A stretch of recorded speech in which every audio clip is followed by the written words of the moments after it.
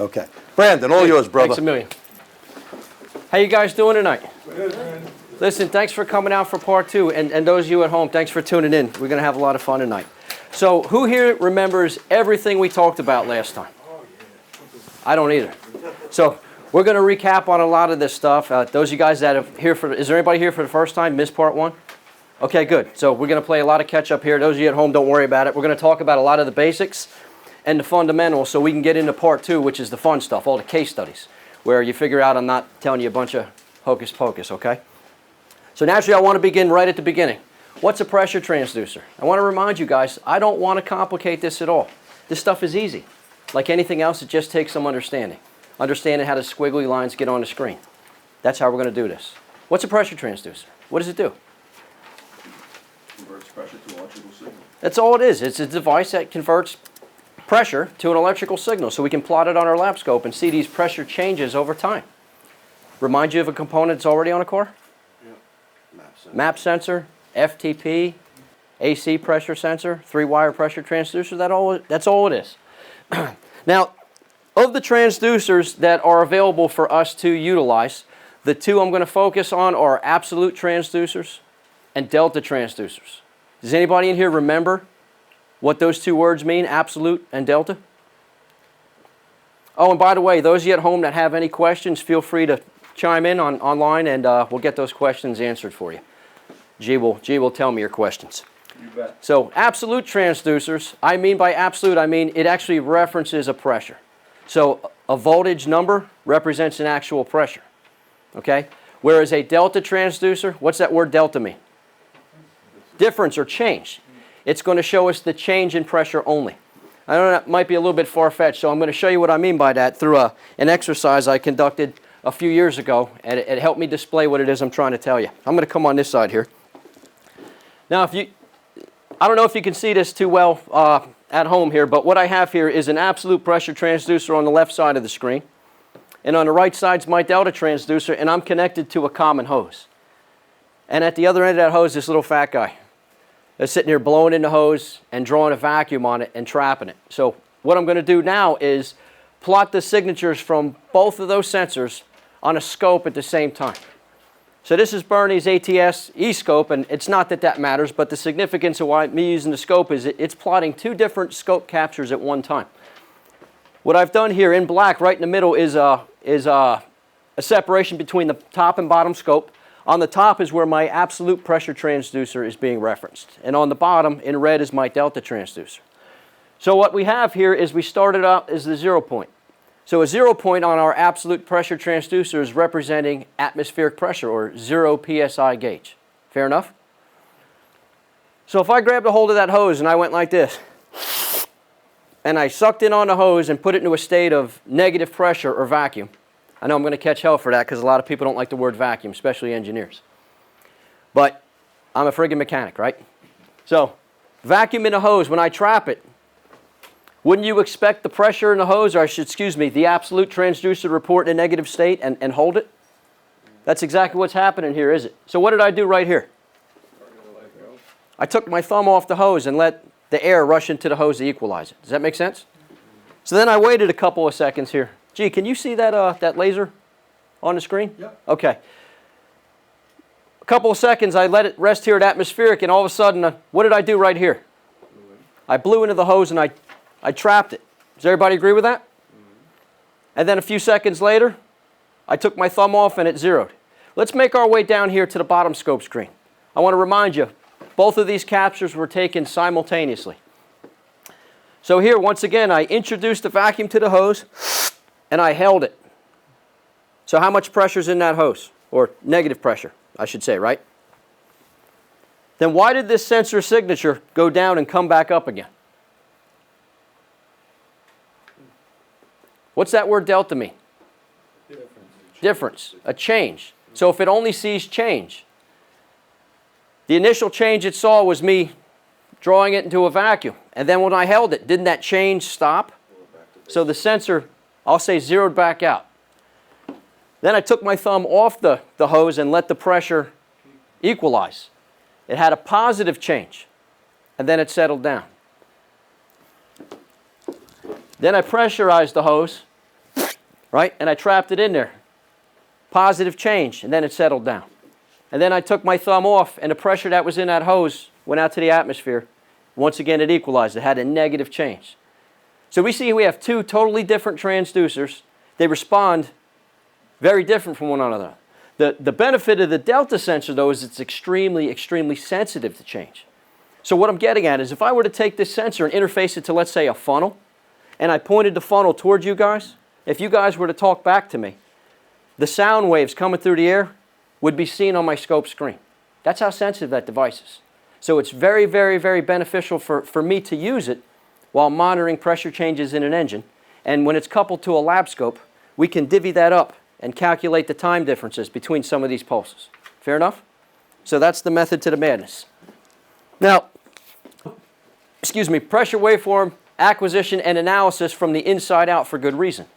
All the pressure changes, the pulses that we see in the tailpipe, that we see in the intake manifold, sometimes in the cooling system when a fault is present, or even in the crankcase, all those pressure pulses come from within the combustion chamber. Agreed? So we're going to start there. Now, again, I always want to keep this easy. This is not hard stuff. I want you guys to understand. I don't want you to memorize. Who here knows who Mac Vandenbrink is? You ever hear that name? Godfather of secondary, ignition analysis. He once said, actually he said it quite a lot, don't memorize, analyze. We don't want to memorize the waveforms. We want to understand how the squiggly lines get on the screen so we can figure it out at any given time. So pressure analysis is nothing more than instead of voltage being displayed on a screen over time, it's pressure. And we're going to watch these pressure changes so we can recognize characteristics of what we call good or a healthy cylinder, as well as something that is not right. And everybody gets wrapped up on the fact that it's pressure when I think it's, pardon me, I got to get a prop out here, my favorite prop. It's truly volume. Isn't it true with Ohm's law that there's a relationship between voltage and current flow and resistance? And if you change one of them, the others change? It's the same with pressure, volume and restriction. They relate to one another. Make sense? So I want you to think about pressure waveform analysis as this right here, a syringe. So let me show you what I'm talking about here. If I start off with this syringe and the plunger is fully extended, and I hold it over my head like this and it's exposed here, relative to the pressure that's inside this room, how much pressure is inside this syringe right now? Atmospheric, or there's no difference, right? So 0 psi gauge. But it's full of what? It's full of air. So if I were to close this off with my thumb, so no air could get in and no air could come out, and I took this plunger and I pushed it up as hard as I could, what is happening to the size of the area inside the syringe? The area is getting smaller. So if the area gets smaller and the air can't come out, what has to happen to pressure? Does it matter if it's an Audi or a BMW or a Maserati or an old Ford Pinto? It doesn't matter, right? It's an internal combustion four-stroke engine. So let's say, for sake of argument, I can push this plunger all the way up without breaking it, and I produce 100 psi compression. We use nice round numbers. If I overcome top dead center, and I come right back down again to where I started, even if I don't take my thumb off here, you guys know the answer. How much pressure is in this? Air's in here, I squeeze it, and I come right back down to where I started, nothing leaked out. Shouldn't it be exactly the same? Okay. That's it. It's as simple as that. So let's change the scenario a little bit. 0 psi gauge, right? I trap some air in here. I start to make the area in the syringe smaller, but listen up. You hear the air come out? Suddenly I couldn't produce 100 psi. Let's say I only produce 40 or 50 or 60. If I start to come back down again, 50, 40, 30, 20, 10, 0. Don't I get to 0 before I fully extend? More importantly, what happens if I keep going? Vacuum, negative pressure. Does that make sense? That's all you got to think about when we're talking about pressure waveform analysis is that syringe. And I promise you, if you go ahead and get one of these real cheap at like a pharmacy, this will really help you put the puzzle pieces together. It'll help you make sense of it because that's what I want you to do. I don't want you to memorize what I'm saying. I want you to understand what I'm saying. So we're going to demonstrate this all night long. I want to remind you, we're plotting this information on a lab scope, and we read a lab scope like a book in the English language. I got bit there once. I said like a book without saying the English language. There was a guy from Israel who was like, So I correct myself. The left side of the screen, we start right here in the middle. Anything that happens to the left of that point is happening earlier or advanced. Anything that happens to the right is retarded. R, retarded, R, right. I learned that one from John Thornton. So I want to talk about the 4 strokes of an engine and how it relates to this syringe. And I'll show you what I'm talking about here in a moment. You guys remember this guy, right? You talk about Willis. Suck, squeeze, bang, no blow. No bang, blow. So I've got what I would call a poster child for a picture-perfect in-cylinder running compression waveform. But that's not what I'm trying to display here. I'm trying to show the 4 strokes. So the piston starts down here at bottom dead center. As it heads up towards the top of the cylinder head, the area in the cylinder gets smaller, so pressure has to, what? Go up. As it overcomes top dead center and the piston starts to descend because the crankshaft is pulling it towards the bottom of the bore, the area is getting bigger. So the pressure naturally is going to decrease.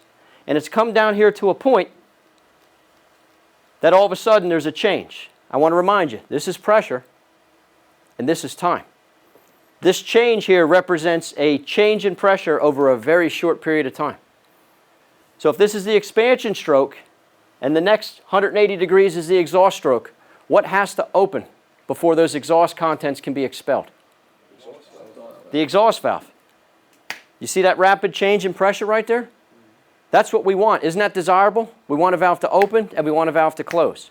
So if a rapid change in pressure represents a properly sealing, opening, and closing valve, what do you think an improperly closing or opening valve would look like? Something with, let's say, a rounded off cam or a collapsed lifter where it was slow to open. Wouldn't this be, since it's on a lab scope, wouldn't this be drawn out over a longer period of time? I describe that as like a very soft transition. Does that make sense? Not a rapid change. So then we come up here on our exhaust stroke, which would be from stroke 180 degree mark to the 360 mark. And the piston's heading upwards. How come pressure isn't building? Because the exhaust valve, these are silly questions, I know, but I'm trying to prove a point. So if I had something like a big hunk of carbon that was restricting the exhaust port, or I had a partially restricted catalytic converter, or in fact an exhaust valve that closed early due to a collapsed lifter, a worn cam lobe, or even advanced camshaft timing, couldn't that cause an increase in pressure in this area? So there's characteristics to be found all over this waveform that we're going to be talking about throughout tonight. So the analogy I used here was, at this point in time, we talked about 0 psi gauge, right? Let's pretend now this is an idling engine. We're here at sea level up here, relatively close, right? Give or take. We're close enough at sea level to say sea level. 20 inches of mercury, is that a fair, healthy engine? Manifold vacuum, so those of you guys up in the clouds, this might be a little bit far-fetched for you, I apologize, but just think 10 inches of MAP, then we're safe. So 20 inches of mercury in here instead of 0. The process doesn't change. If I close all the valves and the piston comes up, I produce 100 psi compression. If I come back down to where I started, what's in here again? No. 20 inches of mercury, remember? Nothing leaked out. This is my intake stroke. 20 inches of mercury. I go up on compression. I come back down, and nothing leaks out. Shouldn't it be the same? See how it's the same? That's a good indicator that this combustion chamber is sealed, meaning nothing's leaking out. So if this represents a leak, and we said, what happens when I do this? Vacuum. What do you think would happen to this pocket here? Wouldn't it drop lower? Does that make sense? See, it's all coming together if you think about this syringe. So back to this waveform here. The intake manifold's a storage tank, isn't it? Like a battery stores electrons, the intake manifold stores the vacuum, being contributed by all 4 or 6 or 8 or 10 or 12 pistons inhaling from it. And that vacuum source is there because the pistons are attempting to inhale more air than the throttle plate's willing to allow. Does that make sense? So if I open an intake valve, the cylinder is instantly exposed to what? the intake charge, which is in a negative state of pressure. What will happen to the pressure in the cylinder when the intake valve opens? It's going to drop, isn't it? Isn't that kind of what we're seeing here? So what had to happen right here? The intake valve open. It's not hard, is it? We come down here to the 540 mark where the piston just reaches bottom dead center. As soon as we cross this mark, the piston starts heading up, right? Well, let me use my laser. The piston starts heading up at this point. How come pressure isn't building right here? The intake valve is still open, okay? It's very common for an intake valve to stay open for the next 55 to 60 degrees, very common. With that being said, what do you think happens right here at this point? What had to happen for pressure to build? It had to close. So do you think this point holds some significance? What about this one? What about this one? What about that level? Isn't that all important characteristics? And you understand why those are there and what could cause when things go wrong. The fact that we plot this on a lab scope means we can now associate this with time, elapsed time. And I can determine when a valve opens relative to bottom dead center or closes relative to top dead center. Does that make sense? That's how we use this. So this is from the first part. I'm just going to offer you some very soft specifications here, loose specifications. Oops. Don't take these with a grain of salt. It's just to give you kind of a point of reference where you should anticipate seeing valves open and close. I want to remind you that engines are designed conventionally with no valve, no VVT. Some have VVT, some have it on one cam, some have it on both cams. Some have turbochargers, some have Atkinson cycling. Is anybody aware what Atkinson cycling is? Yeah, we don't have time to get into it, but basically we hold our valves open for a longer period of time, our intake valve. We can vary the compression greatly.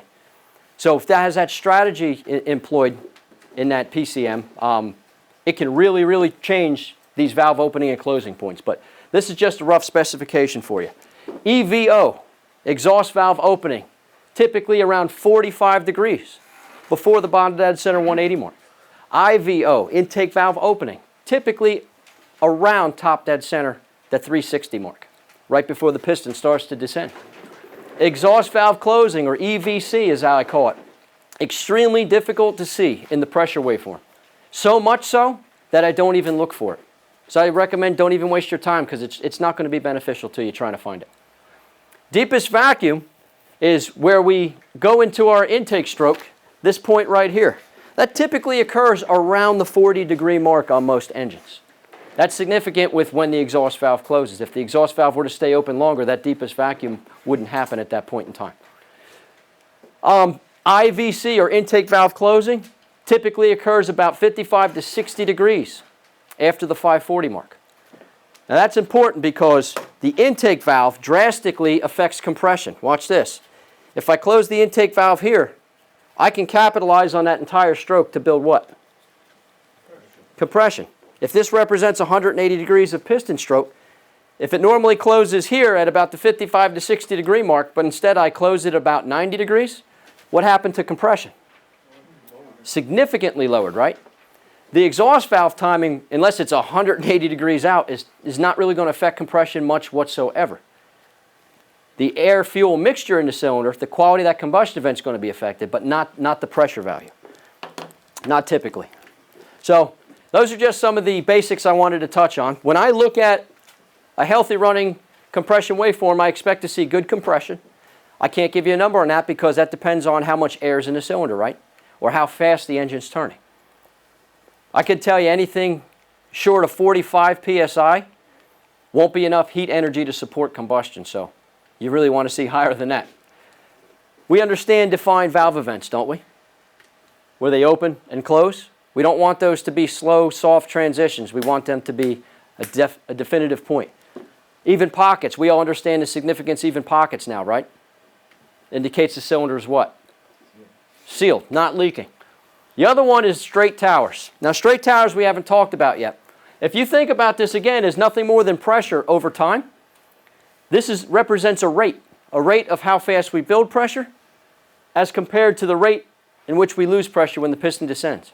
If that engine's turning at an even 800 RPMs, shouldn't the piston ascend at the same speed it descends? Meaning we should build pressure at the same rate we lose pressure, correct?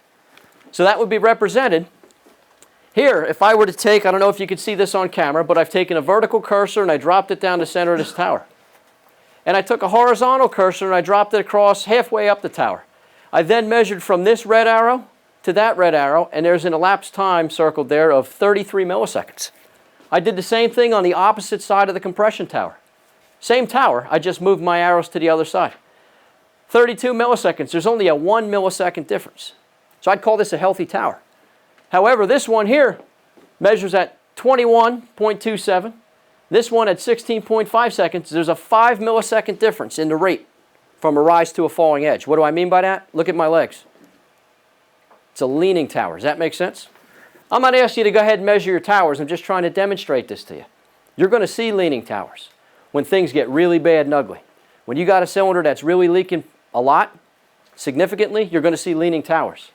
You will always see uneven pockets when you have a leak. Always. You won't always see leaning towers, right? You know, sometimes we smell the smoke before we see the fire. You're always going to see the smoke first before the fire. So intake manifold is where I want to go to next from within the cylinder. This is a very valuable place to gain information relative to the entire engine for comparison. Who here analyzes ignition waveforms or has done so in the past? Isn't it true we like to parade the pattern across the screen and we compare it side by side, and then sometimes we stack them on top of one another and we compare the burn lines, and we see who the odd man out is. Isn't that the first thing to do? Figure out which of the 8 or the 4 or the 6 cylinders is bad. That's what I use the intake manifold for. Same with the tailpipe. It's a common area amongst all the cylinders. Cylinder engine. Isn't it true the engineers made each one of those cylinders to be like the other ones? True. And we'd expect them to behave the same way, wouldn't we? So naturally, they should produce the same amount of pull or push inside the intake manifold when displayed over time. Wouldn't you agree? I'm looking for that odd man out. I have this picture here to remind you that these young ladies are representing cylinders, and they're drawing air, in this case liquid, but I'm trying to represent them pulling air from the intake manifold. And each one of them is going to pull during their induction stroke, and they're going to overlap so the vacuum doesn't dissipate. Does that make sense? So we have a nice storage container full of negative pressure or vacuum. Now, to demonstrate why I reference the intake manifold, I use this capture here from my really good buddy out in the state of Washington named Alvin Moore. Alvin Moore is tremendously beneficial to our industry, and I love the guy to death. And he's allowed me, I called him up and asked his permission to use some of his old captures from IATN. And he'd done a phenomenal job experimenting with a vehicle that was headed to the scrapyard. He would mess around with the valve clearances. Of course, he started with a baseline known good capture, and I want to demonstrate this for you. Now, bear with me, this is a still shot. If this was a file, I could go in there and turn off the blue trace because I don't want to see that. All I want to look at is the green trace, which represents my delta sensor connected to the intake manifold. Fair enough? And the red trace is a pressure transducer screwed into the spark plug hole of cylinder number 1. And what we see here is compression building for cylinder number 1. The piston then descends. Again, I'm cranking here. Right about here, it might be very difficult to see from where you're sitting, but the exhaust valve opens. We go over here on the exhaust stroke. At the 360 mark, the intake valve opens and the piston starts to descend. Right about here, the intake valve closes and we once again build pressure. So here's 0 and here's 720 degrees. 1 full engine cycle or 2 rotations of the crankshaft. Agreed? Ask a question real quick. When the first look sensor, the delta sensor that we talked about, if there's a negative pressure change, which way does the sensor swing? Down, right? So this represents when a piston is descending on an intake stroke. This represents something else from an intake stroke from another cylinder, and another cylinder. So I've got 1, 2, 3, 4 intake poles in 720 degrees.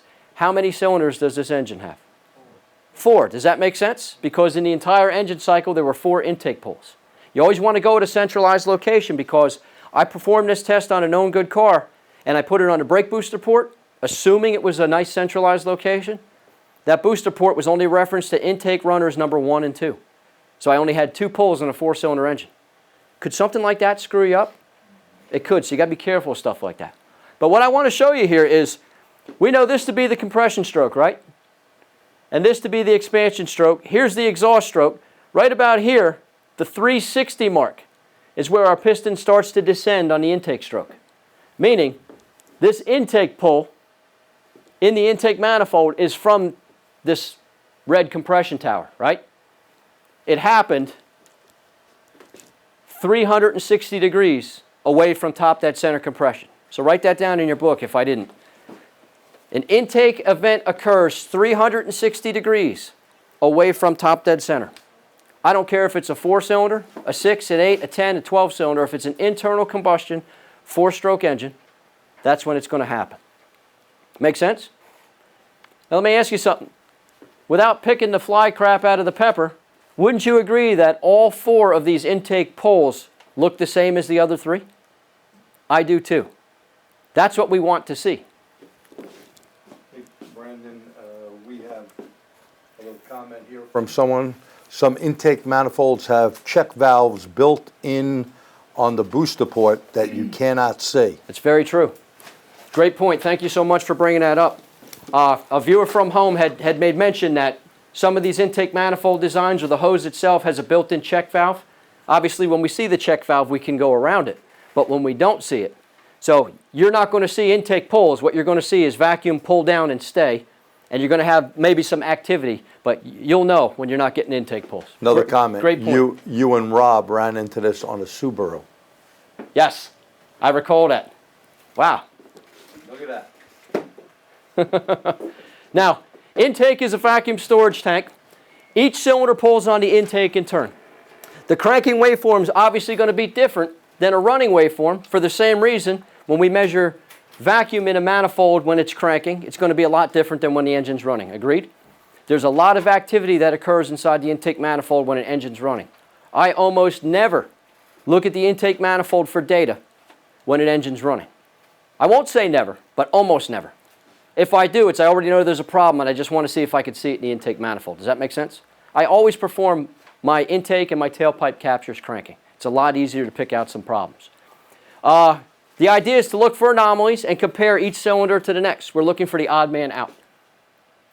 These events that can be correlated with a suspect cylinder. How do I know which cylinder? If I know the firing order and I reference a spark, doesn't the spark event occur relatively close to top dead center? Close enough that we know what cylinder it's intended for, right? That's how we go about doing this. It's a piece of the puzzle. It doesn't tell me everything I need to know, but it gives me a good, valuable clue. And when I add all the puzzle pieces together, usually I get a nice, pretty picture without taking the engine apart. It really makes you look like a wizard. So now we're going to move away from the intake manifold, and we're going to go right to the tailpipe and explain the method to the madness there. So just like the intake manifold, it's going to look differently running from cranking. I only look at the tailpipe when it's running to find misfires. You guys heard of the dollar bill test? We're going to talk about that here coming up in a minute. The running waveform, again, used for the misfire detection. We're going to be looking for anomalies and compare it from cylinder to cylinder to find the odd man out. Again, could be compared with the intake manifold waveforms to put the puzzle pieces together and come up with where a fault may lie without taking anything apart. So I have this capture here that you're not going to find in your book. I decided to add it. I got this one from my good buddy Scott Manna, and he gave me permission to use it in my class because it's phenomenal. You guys ever work on a Dodge Hemi with the 2 spark plugs? What's great about that motor is we can now pull one of the spark plugs out, still keep the engine running with a pressure transducer in the cylinder. Isn't that cool? So I thought this was a great opportunity to gather some data here to prove a point. So let's talk about the dollar bill test for a moment. What's the dollar bill tell us? If you got a sucker, it'll suck the bill back in. And if it sucks the dollar bill back in, what does that mean? It's the exhaust valve leaking. That's a common misconception that an exhaust valve's leaking. It may be, but what it really represents is that there's a misfire. And we were all taught this likely, right? And the bigger the dollar bill value, the more accurate the test was, right? If you pulled out 100, you can't go wrong. But if you used an old one, it might not be a good test. I'm just kidding, of course. But my point is this. When we have a misfire, that dollar bill gets sucked back in, right? Just from the pulse changes. Right, from the, But technically, I guess if you had an exhaust leaking down the downstroke, it would get sucked into, correct? could. It could. We'll talk about that. This might make better sense after I explain this. Why the dollar bill test holds merit. So, can you see this okay, G? Okay. So, I want to start over here on this side. Right here is where we have no combustion. So think about it. Anytime I got a pressure transducer in a spark plug hole, isn't that cylinder misfiring? There's no combustion taking place. However, in this Dodge Hemi, we can still run a spark plug in tandem, right, and still have the combustion event occur. So what we did was, if I'm not mistaken, Scott Manna unplugged a fuel injector on this engine, and then he plugged it back in. Ignore that for a moment. Right here is with the fuel injector unplugged. So this cylinder is not firing, correct? No combustion. So we start off with manifold vacuum from the running engine. That measures at, I know you can't see it, minus 11.6 psi, which is about 22 inches of mercury. Pretty good vacuum, right? We go up on compression. We come down on expansion. I'll come over on this side. We go up on compression. We come down on expansion. Nothing leaked out. Shouldn't we have 22 inches of mercury right here? And what happens when we open up that exhaust valve? Where's the vacuum introduced to? The tailpipe, right? Make sense? The column of air in the tailpipe rushes into the cylinder, and because it has inertia, the entire column moves back. You know, on a nice spring day, mom leaves the front door open, somebody comes through the back door, as soon as they open the door, the whole column of air in the house shifts and the door slams shut in the front. Almost instantaneously, right? As soon as that seal's broken, no matter how big the house is, it's the same thing. It has inertia, the column of air. That's what happens with the dollar bill. Now, to prove my point, I want to employ these cursors here. One of the cursors is at the 180 mark, bottom dead center. The other cursor is pointing to where the exhaust valve opens. That measures at 23 degrees before bottom dead center. Now I'm going to take my disconnected fuel injector and plug it back in so the cylinder comes back alive and starts contributing again. So here we go up on compression. Bang. Combustion event occurs and forces the piston downward. And I'm going to use that word like a mushroom cloud. Picture it forming in the cylinder. And as it grows and starts to pressurize, it continues to propel the piston further. And it continues to grow and push the piston down. And you know how a piston will accelerate and then slow down and accelerate again? And then it'll accelerate and slow down and accelerate again? Right here, where the piston slowed down, pressure started to rise again. Can you guys see that? Because that, I'll say again, that mushroom cloud's continuing to grow. And then the piston starts to speed up before it gets to bottom dead center. But right here, again at 23 degrees before bottom dead center is where the exhaust valve opens. Where that exhaust valve opens here, I've put a horizontal cursor to display the actual pressure value. Here is 13 psi positive when the cylinder's running.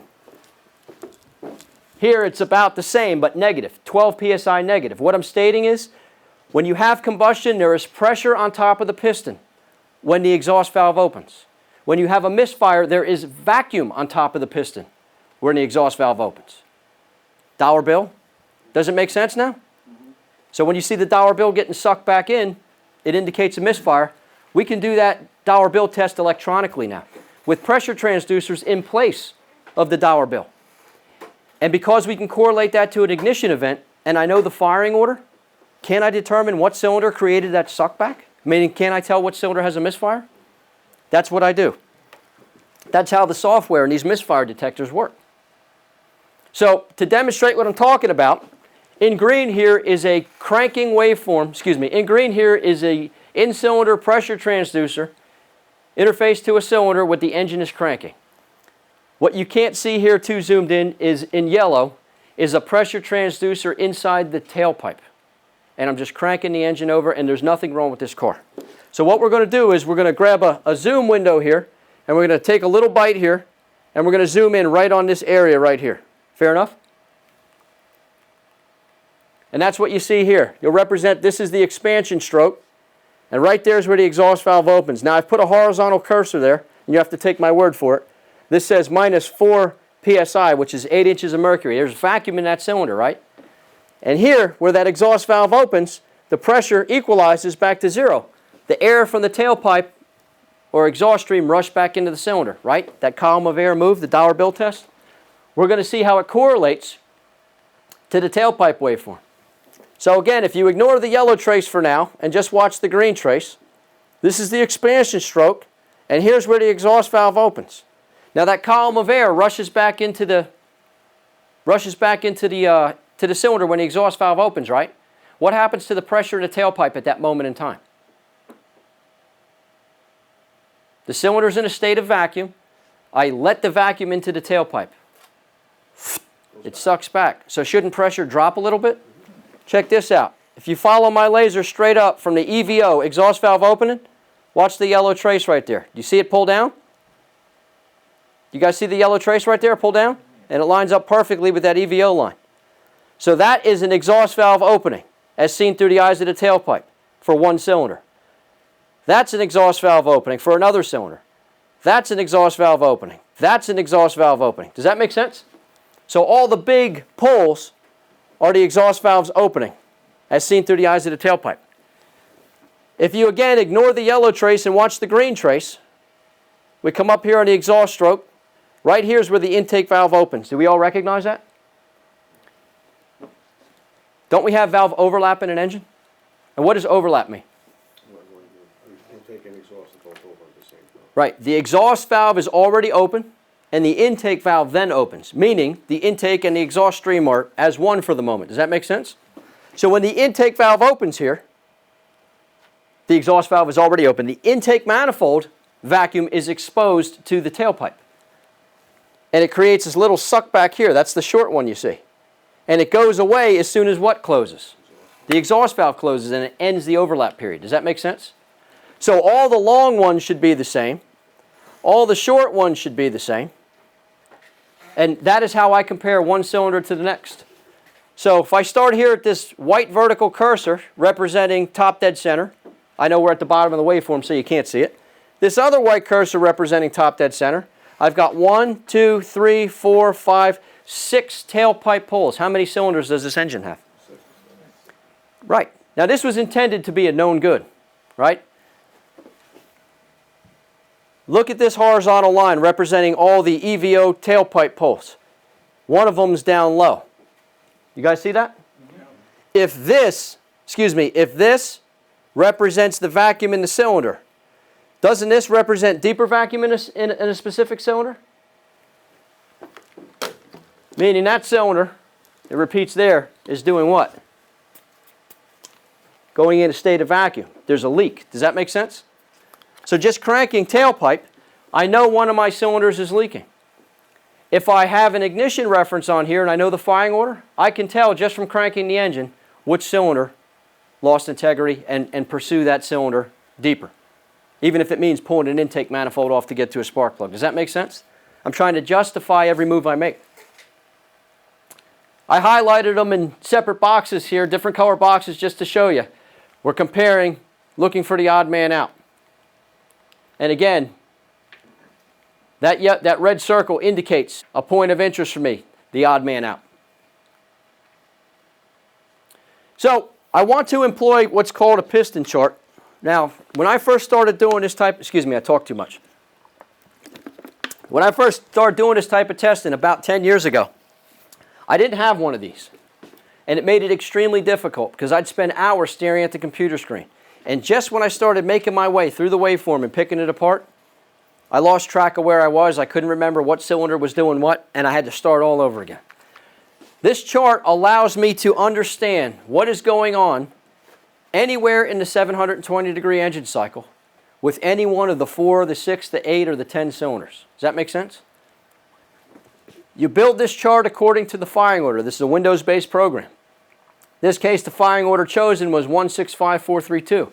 Right up here, I chose a sync. What do I mean by that? What's a sync? Picking up a signal to start something. Sync, right, as in synchronize. And I typically recommend synchronizing to an ignition event. Why?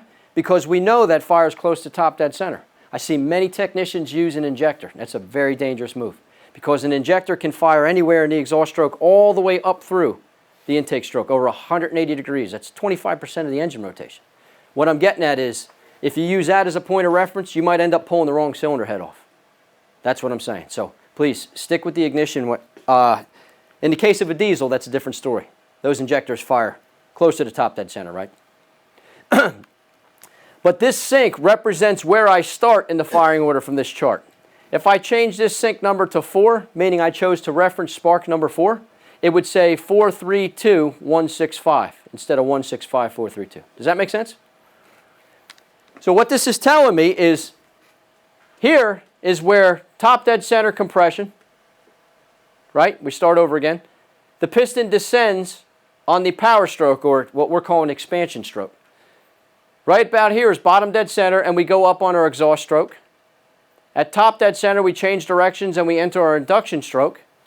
We get to bottom dead center, we go back on our compression stroke. Remember that old trick about taking the firing order and cutting it half and moving the bottom half to the top half so we can figure out companion cylinders? Do you guys remember that? Yep. I'll prove to you that 1 and 4 are companion cylinders. When 1 is descending on its expansion stroke, 4 is also descending, but it's descending on its intake stroke. Does that make sense? And when 1 goes up on compression, 4 is going up as well, but it's going up on exhaust. Do you see how this chart can help us? Again, this is a piston position chart. It's not a valve chart. If you remember from the specifications I gave you earlier, those soft specifications I said to use loosely, the exhaust valve opens at about 45 degrees before bottom dead center. Remember that? So here's would be bottom dead center here. 45 degrees would be, this is 90, that's 180, about halfway. So right about here is where an exhaust valve would open. That's where I would reference it on the waveform when it's overlaid. Make sense? So we're going to demonstrate using this chart throughout the remainder of this class. So again, it gives us a view for all the piston positions simultaneously. It allows for a comparison of pistons versus valve events. Helps me keep my head on my shoulders so I don't waste time retracing my steps. It really makes things easy. And it's a very inexpensive cost as well. And I want to remind you, the tools used in this class, the technique, it applies to everything. How much did you spend on your last factory scan tool, if you own one? Oh, God, well. Thousands, right? Oh, $5,000, $6,000. $5,000, $6,000. And what does that work on? 4. One car, right? One car line. This is lab scope diagnostic techniques. It applies to everything with electrical impulse. Pressure transducer diagnostics applies to everything that produces pressure changes. This can be used across every car that comes in your shop. Brandon? A question, where can I get the piston chart program? The drivabilityguys.com, I don't believe they spell it with the E, like D-R-I-V. They might. I can't remember. Drivabilityguys.com. If you reference their software tab, they had it for sale for relatively inexpensive. Windows 10, if you have Windows 10 on your computer, you can keyword search. Maybe somebody else can chime in. Engine mechanical or piston position charts, and it's like an app, a free app available on your PC. It works just like this, but it's inverse, it's upside down, it's backwards, but it still gets the job done. If I didn't answer your question correctly, just chime back in again. So here it shows me putting a chart on top of our in-cylinder compression waveform that we talked about earlier. And as you can see here, this represents top dead center compression. There's the expansion stroke, all the way to the 180 mark. We go up on our exhaust stroke. To the 360 mark, we descend on our intake stroke, and then we go back up on compression again. And as you can see here, we know the exhaust valve opens at this point right here, right? The change of direction. That happens at about 45 degrees before bottom dead center. That's how we use that chart in the case as an overlay for a compression waveform. Now, I'm going to demonstrate how to use that piston chart overlaid to a tailpipe waveform. Brandon? Yes? Someone did chime in. Rob said if you have Windows 10, it's called Waveform Overlay in the Windows Store, and it's free. Okay, so it's free waveform overlay in the Windows Store. Thanks, you, Rob. Rob. I appreciate that. I saw it, but I just couldn't remember what it was called because I don't use it often. So what I've done here, I've placed the piston chart on top of a cranking tailpipe waveform. And it's going to be tough to see, but I've referenced the chart. I've stretched it. I clicked on it with my mouse and I dragged it this way. And I grabbed that side and I dragged it the other way. And I've referenced it to the point where the ignition strike occurs in green here. And there's another one there that's very tough to see. Okay? I built it to the firing order, 18436572. I think this was a Chevy truck. I can't remember. It doesn't matter. Again, I chose spark number 1, so that's how I built the chart, starting with number 1. The yellow dots is what I've drawn on the screen to represent the point where the pistons, where the cylinders are contributing to the tailpipe. If you notice here, if we go down to the first one, I'm sorry, up here, the first one, number 1, there's top dead center compression. This is bottom dead center of the exhaust expansion stroke. About 45 degrees before 180 is when the exhaust valve opened. That's what caused the tailpipe pull. This is the dollar bill getting sucked back in for number 1. There's number 8. There's number 4. There's number 3. There's number 6. There's number 5. There's number 7. Make sense? And the yellow dots, again, just to indicate where the valve actually opened. Now, here's how I use this. I don't start pressure waveform analysis like this. I start off with something a lot easier to perform and a lot easier to understand. Who here is employing relative compression testing when they're analyzing an engine mechanical fault? Real easy to do, right? When you get practice, doesn't it take 30 seconds? It gives you a lot of information. What I do is typically I'll put an amp probe around a battery cable, or I'll measure voltage drop across the battery when I'm starting a car. And if I have an indication that one of my cylinders is not loading the starter like the other ones, it infers that that cylinder is low on compression. Does that make sense? So let's say in the case I've determined already number 7, cylinder number 7 is lower on compression than the other ones. I already have a suspect cylinder in mind, don't I? So I'm going to take a pressure transducer and really quick walk over and stick it in the tailpipe just like I would a gas analyzer. I'm going to crank the engine over again. Crank, crank, crank, crank, crank, crank, crank, crank, crank. And I'm trying to answer one question here. I know number 7's my dead hole. I'm testing in the tailpipe. I want to ask myself, is this an exhaust valve leak or is this not an exhaust valve leak? Okay? If it was an exhaust valve leak, which stroke would you expect that leak to occur? Compression stroke. On the compression stroke. Does that make sense? When the piston goes up, you'd expect that leak to be exposed, expose itself under the compression stroke. So I know, what cylinder did I say was my dead hole? So I go to my piston chart and I find cylinder number 7. And I come over here, not through the exhaust stroke, not through the intake stroke. Here's bottom dead center exhaust, top dead center exhaust, bottom dead center intake, top dead center intake. Oh, I said that backwards. Bottom dead center compression, top dead center compression. Do you see all that noise in there? Odd man out. Looks like a letter M, a letter M, a letter M. I've got a bunch of activity there. It gives me a good indicator that that extra activity is from extra volume coming out of my suspect cylinder. If I didn't already know cylinder 7 was my suspect cylinder, I might be going, I don't know what's going on, but I knew where to look. Does that make sense? And this is only one. I could move over to the intake to help confirm my problem. Does that make sense? Gee, do you have another question? Not another question, but more helpful link from Rob. HTTPS, if you want to write this down, guys. It's for that overlay.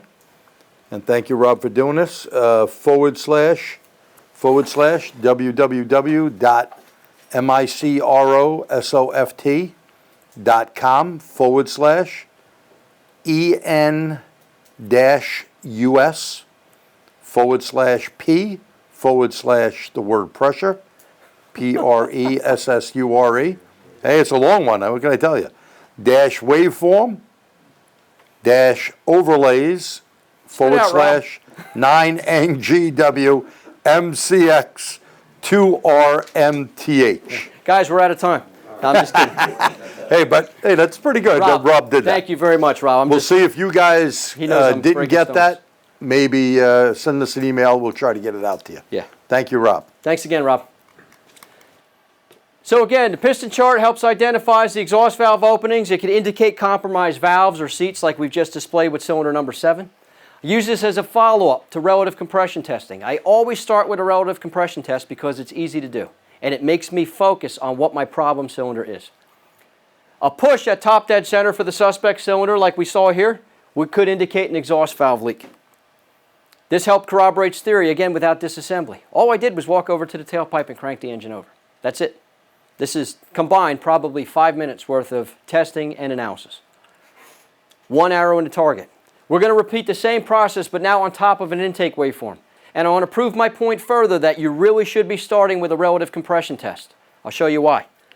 So again, piston drawing on the intake manifold will cause my delta sensor to do what? Dive, right? So this would be an intake pull for number 6. The yellow dot indicates where the piston's actually starting to contribute to the intake manifold. Not when the valve first opens, but when the piston starts moving. Because remember, we're cranking. A running waveform has stored vacuum in the manifold, right? The cranking one doesn't really start producing a vacuum until the piston starts to move. So there's number 6 contributing. Intake for number 6, number 5, 7, 2, 1, 8, 4, and 3. You can see the level of vacuum that pulls down to. And then we get to cylinder number 1. Does everybody agree that this one does not pull down as far as the previous 4? So I would call this event my suspect event. I didn't say number 1 is my suspect cylinder. I said number 1 intake pull is my suspect event.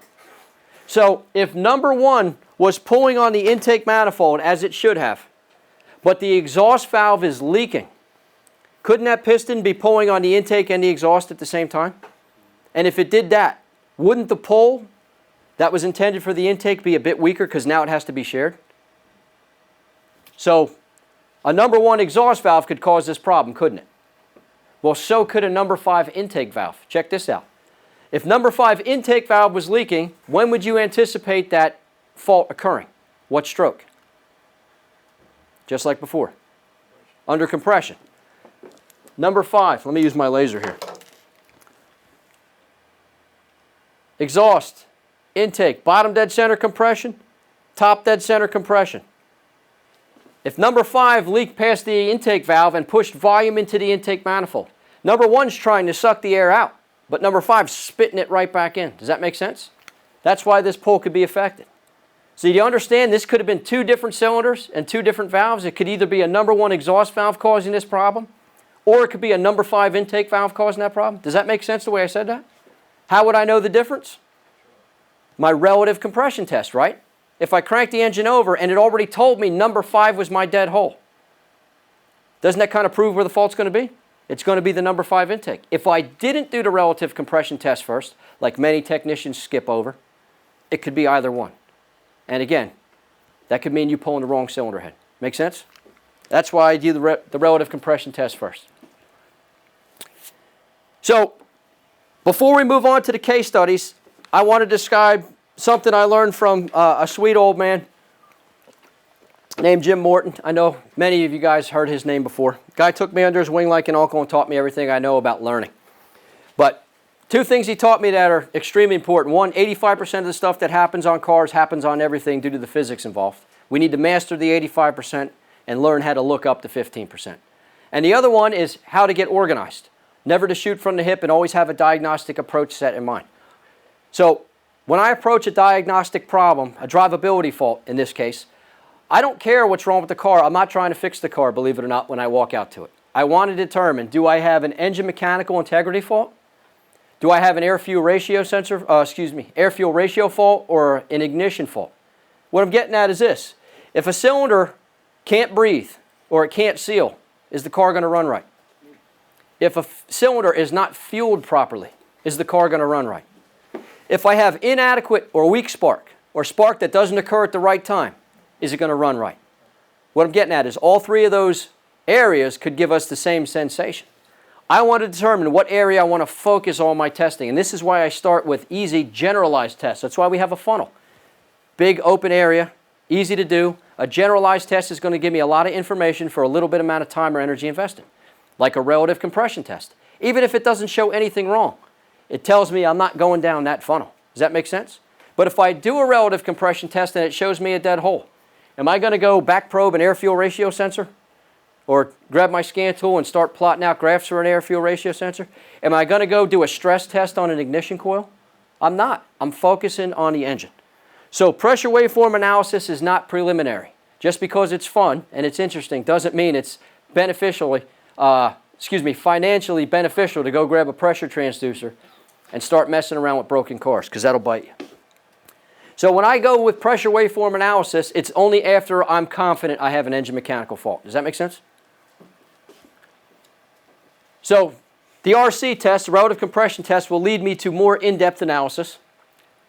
And again, this analysis leads me to find a fault without taking anything apart, and I think that's key, especially with today's designs. Are these engines getting any easier to access the components? No.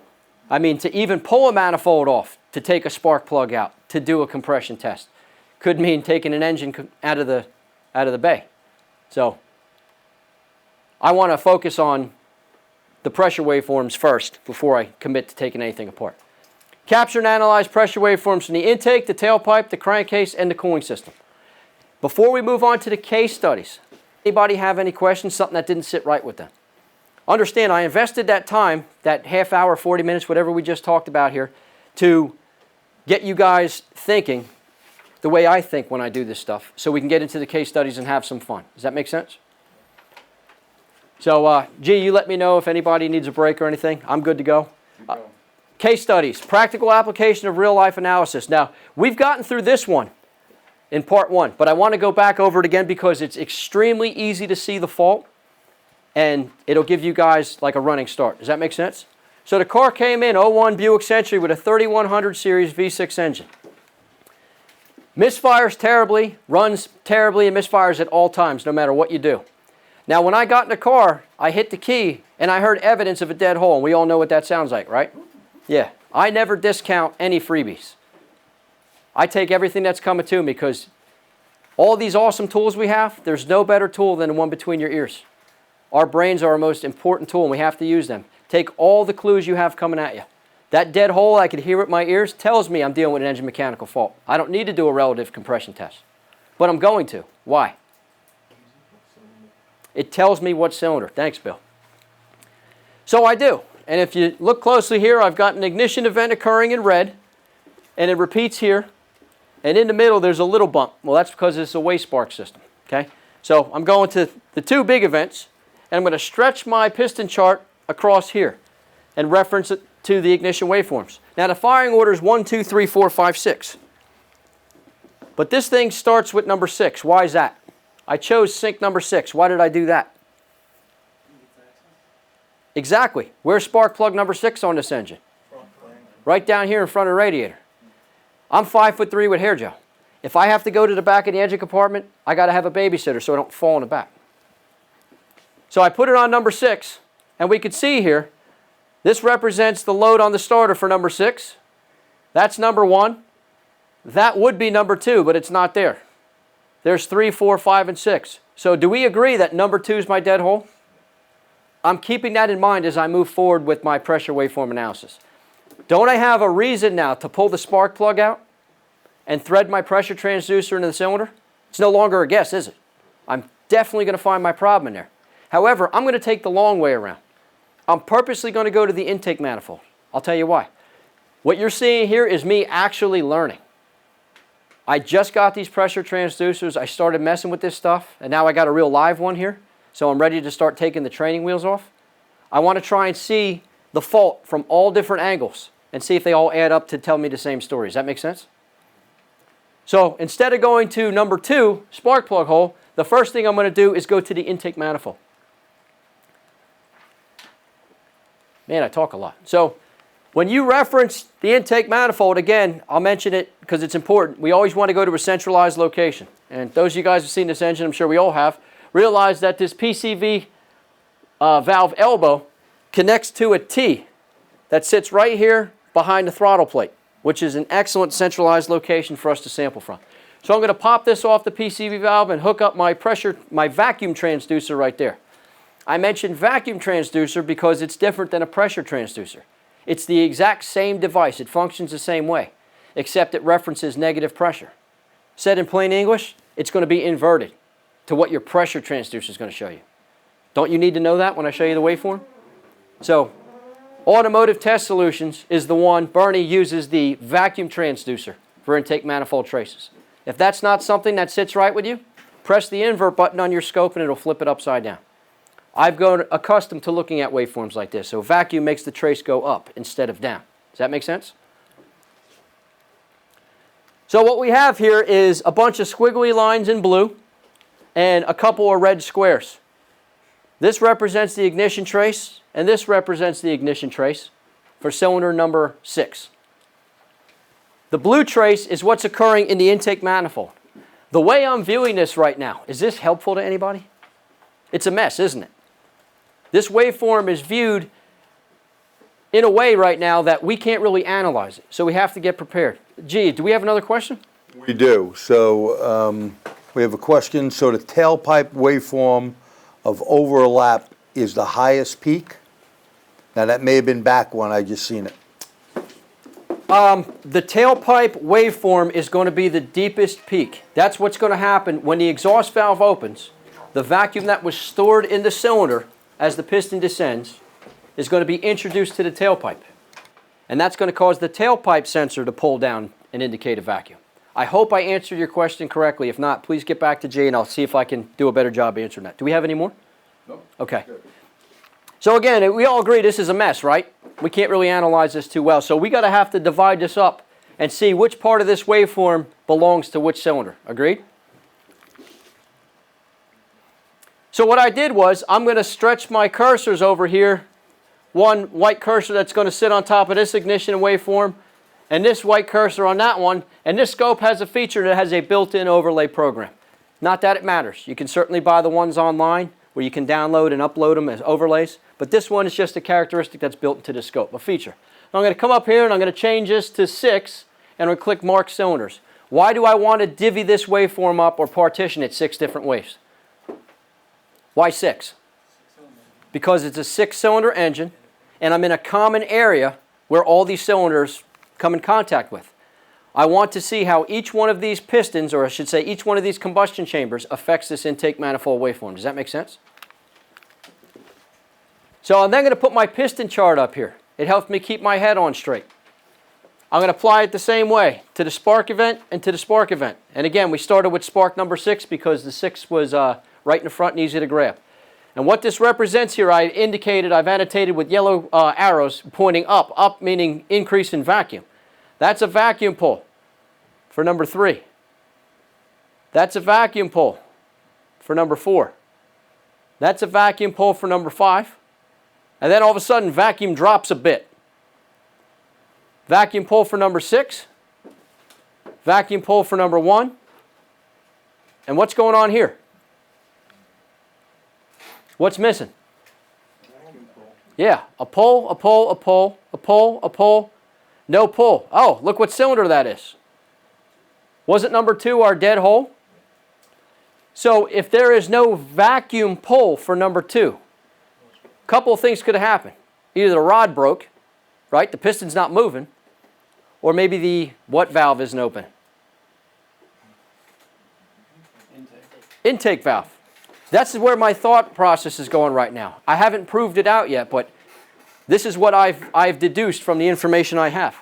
So there's a couple of questions I have here. Again, this being the first time I'm using this technique on this car, and I'm still I got the fundamentals down, but I don't really know what I'm doing yet, right? I'm not a master of this. So I'm thinking, what the heck is going on here? And then it hits me like a ton of bricks. Think back to when we hit the key for the first time. And when we were doing the relative compression tests. We saw it on the screen, right? A visual indicator that number 2 is a dead hole. But didn't we hear something?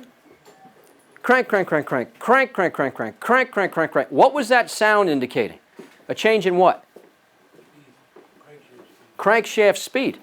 So the crankshaft sped up when cylinder number 2 went on compression because it didn't have any load on the starter. And then after that, another cylinder came after number 2, didn't it? And that cylinder didn't have a problem. What then happened to crankshaft speed? Slowed down. So I'm like, okay, if this represents vacuum, vacuum very quickly increased and then it slowly decreased. Watch this.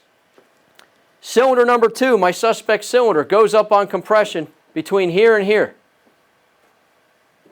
You see that? That's where the crankshaft sped up.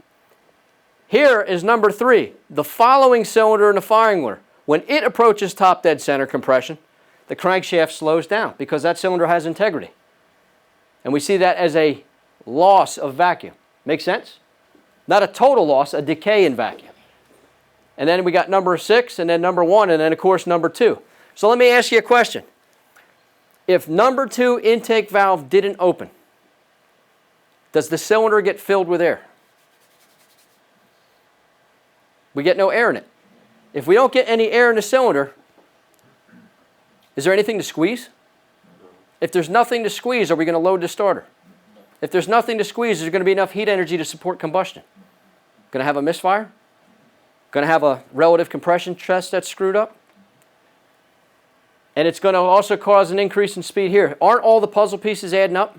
So now I'm going to go in cylinder and put the final nail in the coffin. Does that make sense? Now, we've all been down this road before. I was in a very busy shop doing this car. 3 or 4 times I was asked to pull the car out. I got a weight or oil change to do. Make sense? So here we're zoomed in on this blue waveform. I pulled the car outside. When I pulled it back in, I just grabbed another one of my 8 traces on my scope and hooked it back up. And now you're seeing it in yellow, and I'm zoomed way out. But you can still make out the little pulls. You see the pulls? This represents vacuum, and that's loss of vacuum. So as the engine's running now, we got vacuum, we got vacuum, we got vacuum. When this cylinder's turn, our suspect cylinder number 2 is supposed to open its intake valve. We know it doesn't happen. Why? Do you see a sharp change here? I don't either. This rounding indicates the intake valve didn't open. Before I talk more about this, look what happened to the pressure in the manifold. We add vacuum, we add vacuum, we add vacuum. The vacuum starts to dissipate. And then the next cylinder takes over and the vacuum comes back again. Does that make sense?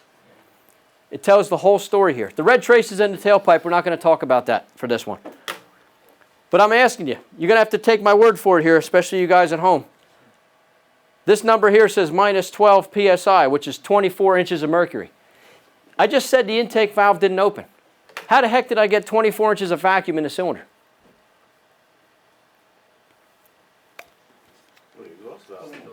Yeah, watch this. So we go up on the exhaust stroke and we're expelling the exhaust contents out the exhaust port. At this point, the intake valve's supposed to open and we're supposed to inhale fresh air fuel charge as well as a little bit of exhaust gas during overlap. Then the exhaust valve's supposed to shut and we're supposed to continue to inhale fresh air and fuel. But what really happened is we went up on the exhaust stroke,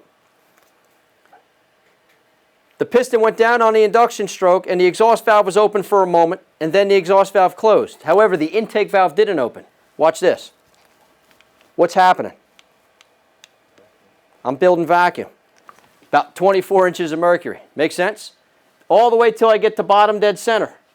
And then all of a sudden the piston changes direction and the vacuum starts to go away and then it turns to pressure. Does that make sense?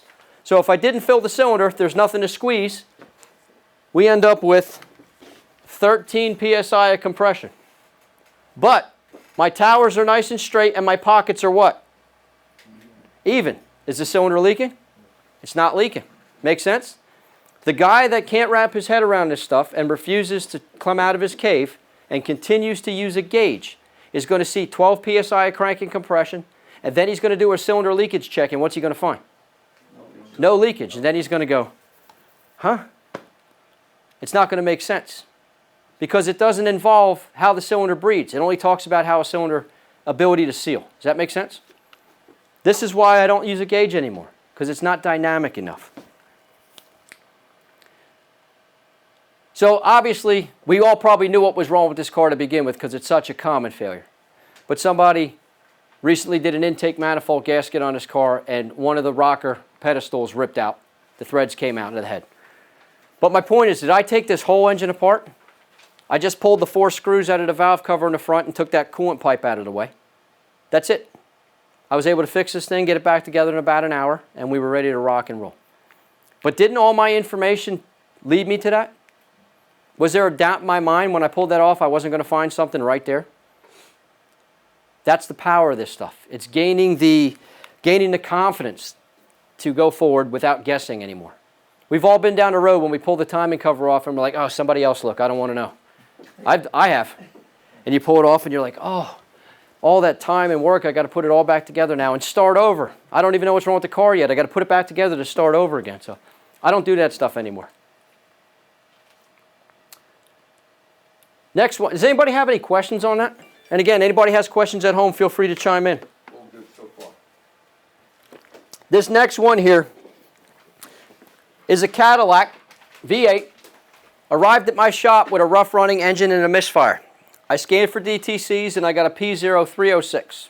Pretty confident cylinder number 6 is my misfiring cylinder. I did a relative compression test just like I always do because it's very easy to rule out. It's a go, no-go for me. The relative compression test indicated all 8 cylinders contributed the same to the starter. So right off the top, I did not feel I had an engine mechanical fault. Make sense? The customer was naturally concerned of the cost of the repair, and depending on what I find, depends on if he really wants to fix it or not. He was really being a pain in the neck about this. So, I always approach the car I'm working on. My diagnostic approach to the car I'm working on is different based on any car I'm working on. It depends on what tools I have available to me, whether there's somebody to hold my ankles when I climb into the engine compartment. I'm kidding, but I'm very comfortable analyzing ignition waveforms, so if a car has a distributor, that's one of the first places I go because I call that low-hanging fruit. Those G-tests I was talking about, right? The easy-to-grab information. A lot of that stuff isn't available on newer cars, is it? Or it's very hard to get to or almost impossible without taking stuff apart. So I have to change my diagnostic approach, depending on the car I work on here. Scan tool capability, ignition system configuration, fueling strategy. Isn't a mass airflow sensor vehicle going to behave differently than a speed density system when we have a vacuum leak? Totally different response. If you didn't know that, if you didn't know what system you were working on, you could be chasing something that you shouldn't be. My approach, again, is always going to be the one that gives me the most information for the least amount of time invested. So, again, being what this car is configured with, it was very easy for me to pull the cop coil out of cylinder number 6, my suspect cylinder, put a high tension lead in between the cop and the spark plug, and measure with my capacitive probe ignition voltage. Is anybody in here semi-comfortable with analyzing ignition? You'll agree with me there that this Snap-on Modus is indicating about 10 kV firing voltage. Agreed? Meaning, wasn't that coil capable of storing energy, producing an inductive kick, stepping it up to thousands of volts? It was. But more importantly, as soon as that overcome the secondary resistances of the circuit, the spark immediately found a path to ground. Now, I have the coil out of the cylinder, so the coil's not shorting. What's left? The spark plug. Don't I have a reason to pull the spark plug out now? I know this sounds silly, but this is the method to my madness. So I pulled the spark plug out, and that's what I find. Absolutely covered in oil. It's cooked. It's sooty. It's ashy.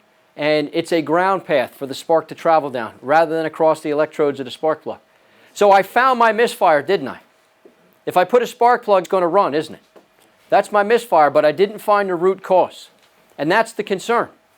Now, I know this is a 99 Cadillac and nobody's going to fix this car, right? Almost nobody now. But pretend this car is only just outside of manufacturer's engine warranty. And it's customer pay, and it's either pull the cylinder head or put an engine in it. And he wants to know which one's which, which one we have to do. I want to find that out as simple as possible. So where could this oil be coming from? Can you say again? Head gasket. Could be coming from a head gasket, I guess, if it got into the combustion chamber. Valve guide seal. Valve guide seals, worn guides. What about oil rings? Stuck ring. Could I have a piston ring, a compression ring that was damaged? I could, but what did my relative compression test tell me? Well, it did. Right, likely not that. But we could still have an oil ring that's stuck. So I want to determine, is it the cylinder head or is it the block? One or the other, right? Think of a test I could do to prove one or the other. If I had a pressure transducer available, where would you guys want to see pressure changes to determine if I had a block issue? A dipstick tube, right? Wouldn't that work? You said intake, right? Well, under compression, the valves should be closed anyway, so even if the seals were leaking, the valves would be shut anyway. Make sense? But if I test inside the crankcase, isn't that a good go, no-go for the block? So that's my thought process. I don't know if it's going to show me anything, but how long does it take to put a transducer on the dipstick tube? 10 seconds? So that's what I'm going to do. So I took my pressure transducer. Now this could easily be a delta sensor. But this sensor is in inches of water absolute pressure transducer. There are 25 inches of water in 1 inch of mercury. It's 25 times more resolute. So the way Bernie built this tool is it performs as swiftly as a delta sensor, as sensitively, but it has the benefit of giving us the actual pressure value from wherever we're sampling from. Make sense? So I'm going to put that on the dipstick tube. Right there. Then I grabbed ignition coil command from wire number 6 as a what? As a sync, a point of reference. What I want to know is if there are pressure pulses occurring in the crankcase, does that pressure pulse line up with the spark event? If it does, what else does that line up with? The compression, right? So this is what we get. We hit the key, we start cranking. I think I cranked it over like 12 or 15 times. And it pulls down into a vacuum. Why did the crankcase pull into a vacuum?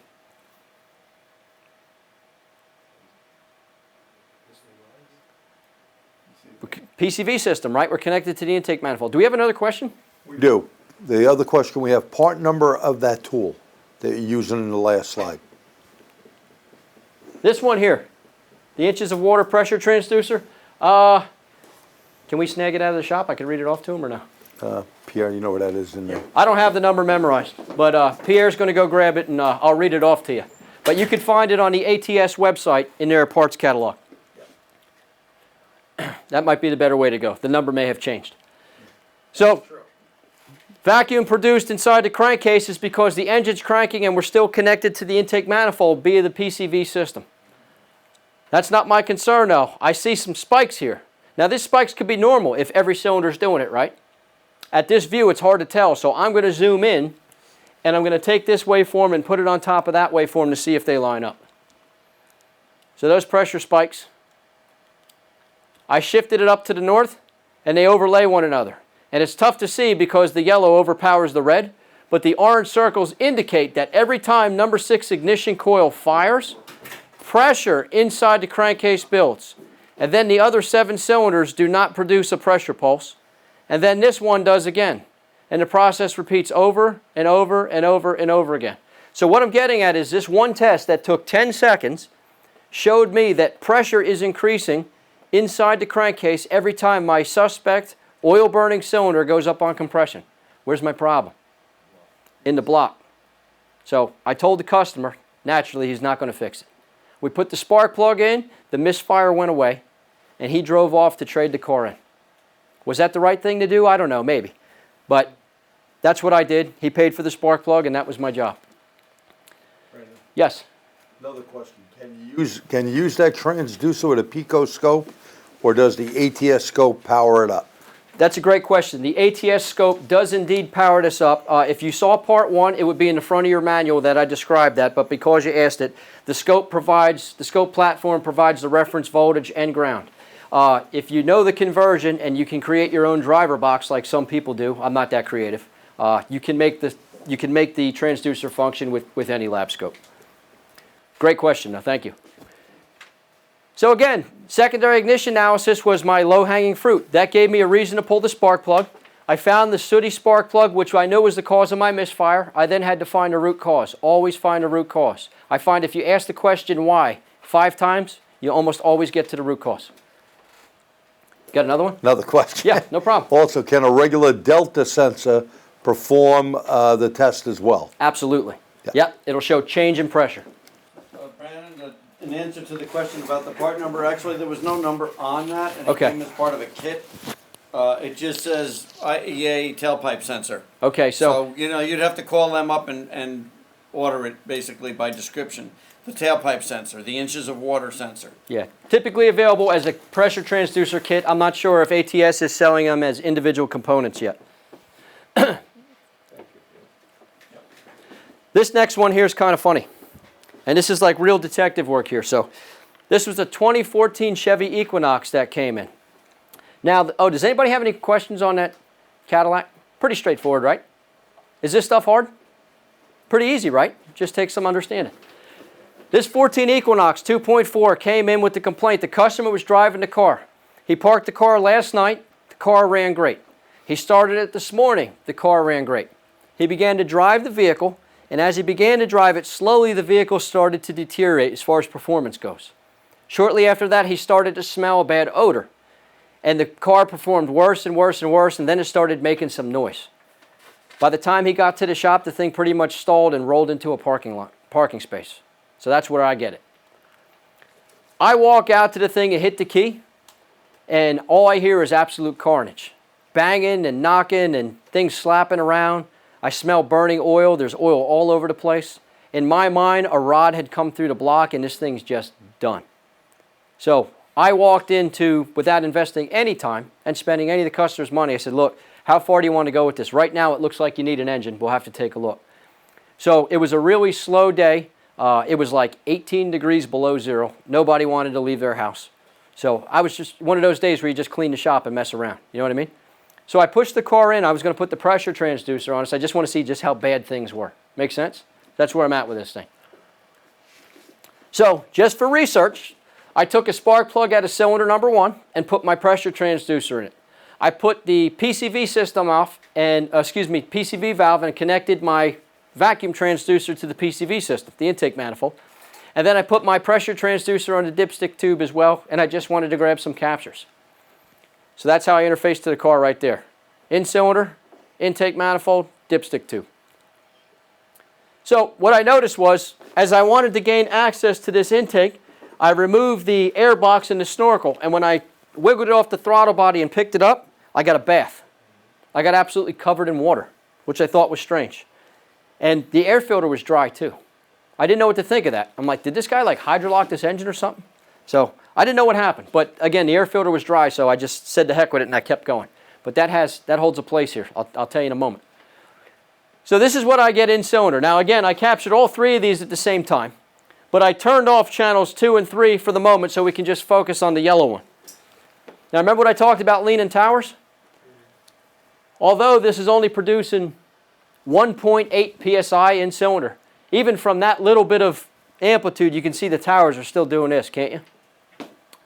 Remember what I said about even pockets? This one's up here, and this one's down here. There's a difference of 13 psi. Pockets, when I say even, they should be within 2 to 3 psi of one another. That's a 13 psi difference. How's that say about a leak? Huge leak. So then I start following the waveform out, step by step, and seeing what I see. Do we see an exhaust valve open? Meaning it was seated. It was sealing nice and it popped open. Then I get over here, and I expect to see the intake valve open at about the 360 mark. Remember we talked about that? And I expected it to drop down, but I notice again, the pockets are way different, but I get this weird pulls into a vacuum and then comes back again. So I really didn't know what to make of it at this time because this is the first time I've seen this anomaly. I have no idea what's going on. But then I come over here to the intake valve closing. And if you refer back to your specs, the intake valve typically closes between 55, maybe 60 degrees after this bottom dead center mark. So here's 30. Here's 60, where it should close. Here's 90. Here's 120. Here's 150. We're at about 175 degrees. We're well over 100 degrees late. So then I got to thinking of my syringe. We normally close the intake valve here and capitalize on all that stroke to produce what? Compression. Well, that's 60. There's 90. There's 120. There's 150. There's 175. How much compression am I going to produce? I don't know, 1.8 psi maybe?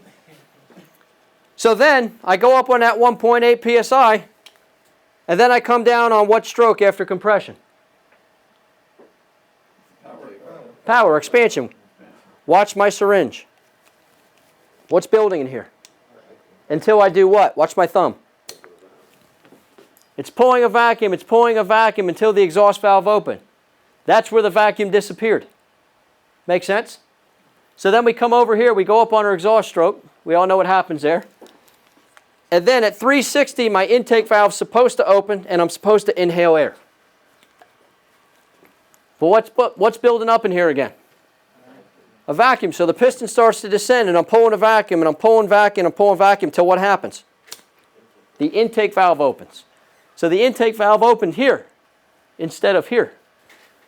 So all these puzzle pieces are adding up. I'm looking at this saying, wait a minute, I have low compression, but I know I'm going to have low compression because I closed my intake valve so late. But it's pulling a vacuum here.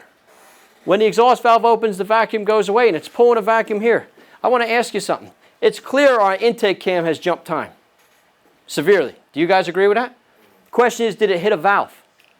If I hit a valve and the valve's bent, can I pull a vacuum in the cylinder? I couldn't. So now I'm thinking to myself, wait a minute, this engine might be salvageable. Does that make sense?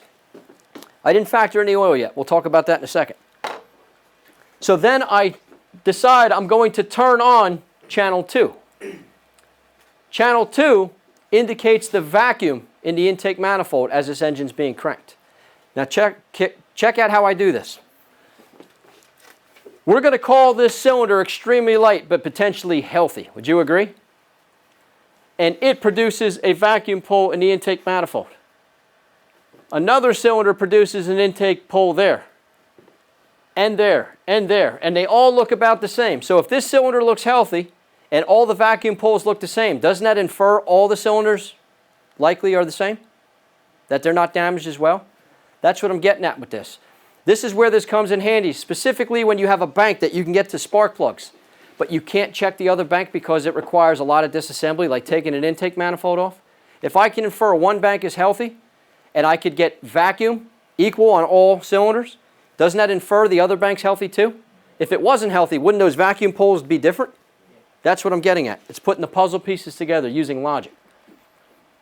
So this is a zoom of only the grain trace. And I know what you're thinking, oh my God, this one's so much bigger than that one. Keep in mind, we're zoomed way in. There is only, this entire screen has 0.7 inches of vacuum on it.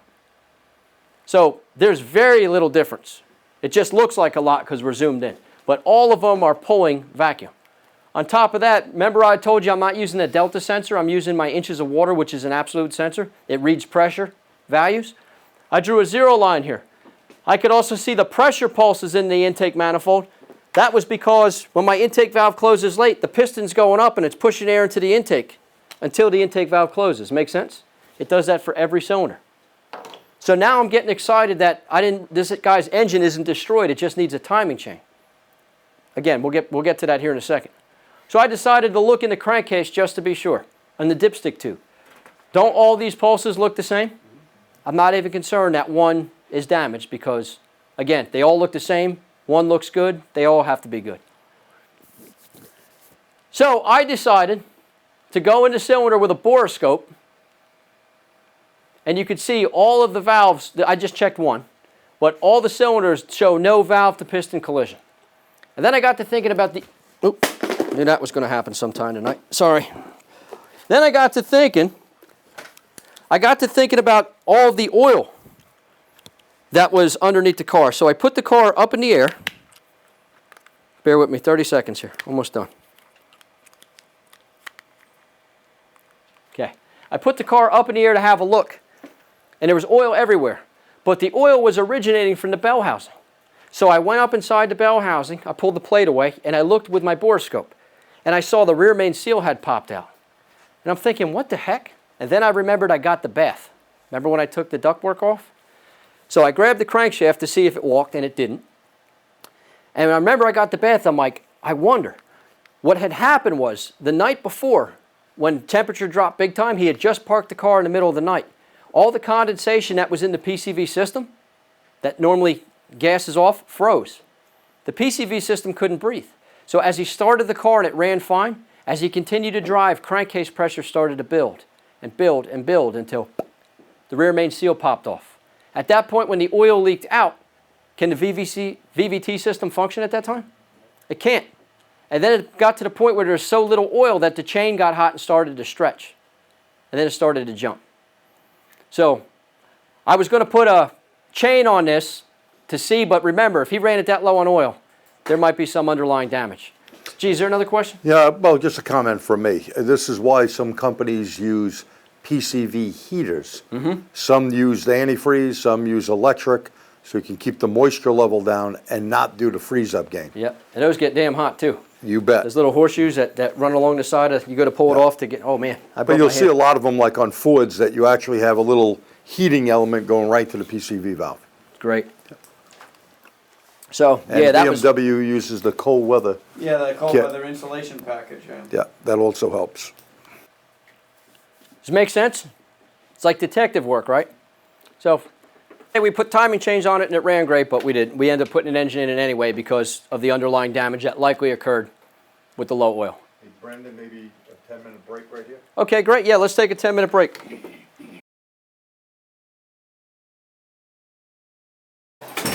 What happens if you put a transducer delta sensor on a dipstick tube and the tube is below the oil level? Does this skew the pattern? Example, a car being a few quarts overfilled, we got a problem in the first place, but we'll let Brandon answer that. I would tend to think so, knowing how pressure transducers work.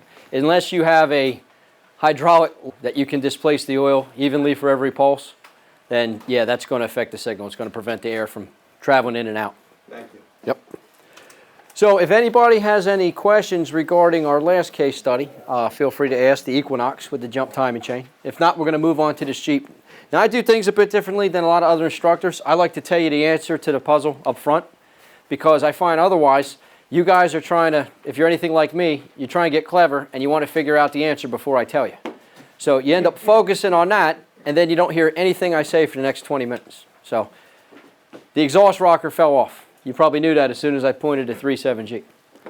But we're going to talk about this logically and how we analyze the waveforms. And this one actually bit me. Cam good? Was the cams wiped out? Yeah, that's a good point too. But we're going to talk about this Jeep for a minute. So it came into me, misfire at all times. Now, when I was speaking with the customer said it was running fine, and then all of a sudden, it just stopped running good. It instantly started misfiring, it never recovered. So that's what I know. But again, my goal is not to fix the car, it's to get into the correct diagnostic funnel. And I always start with relative compression because it's the easiest one to perform, whether I find a problem there or I don't.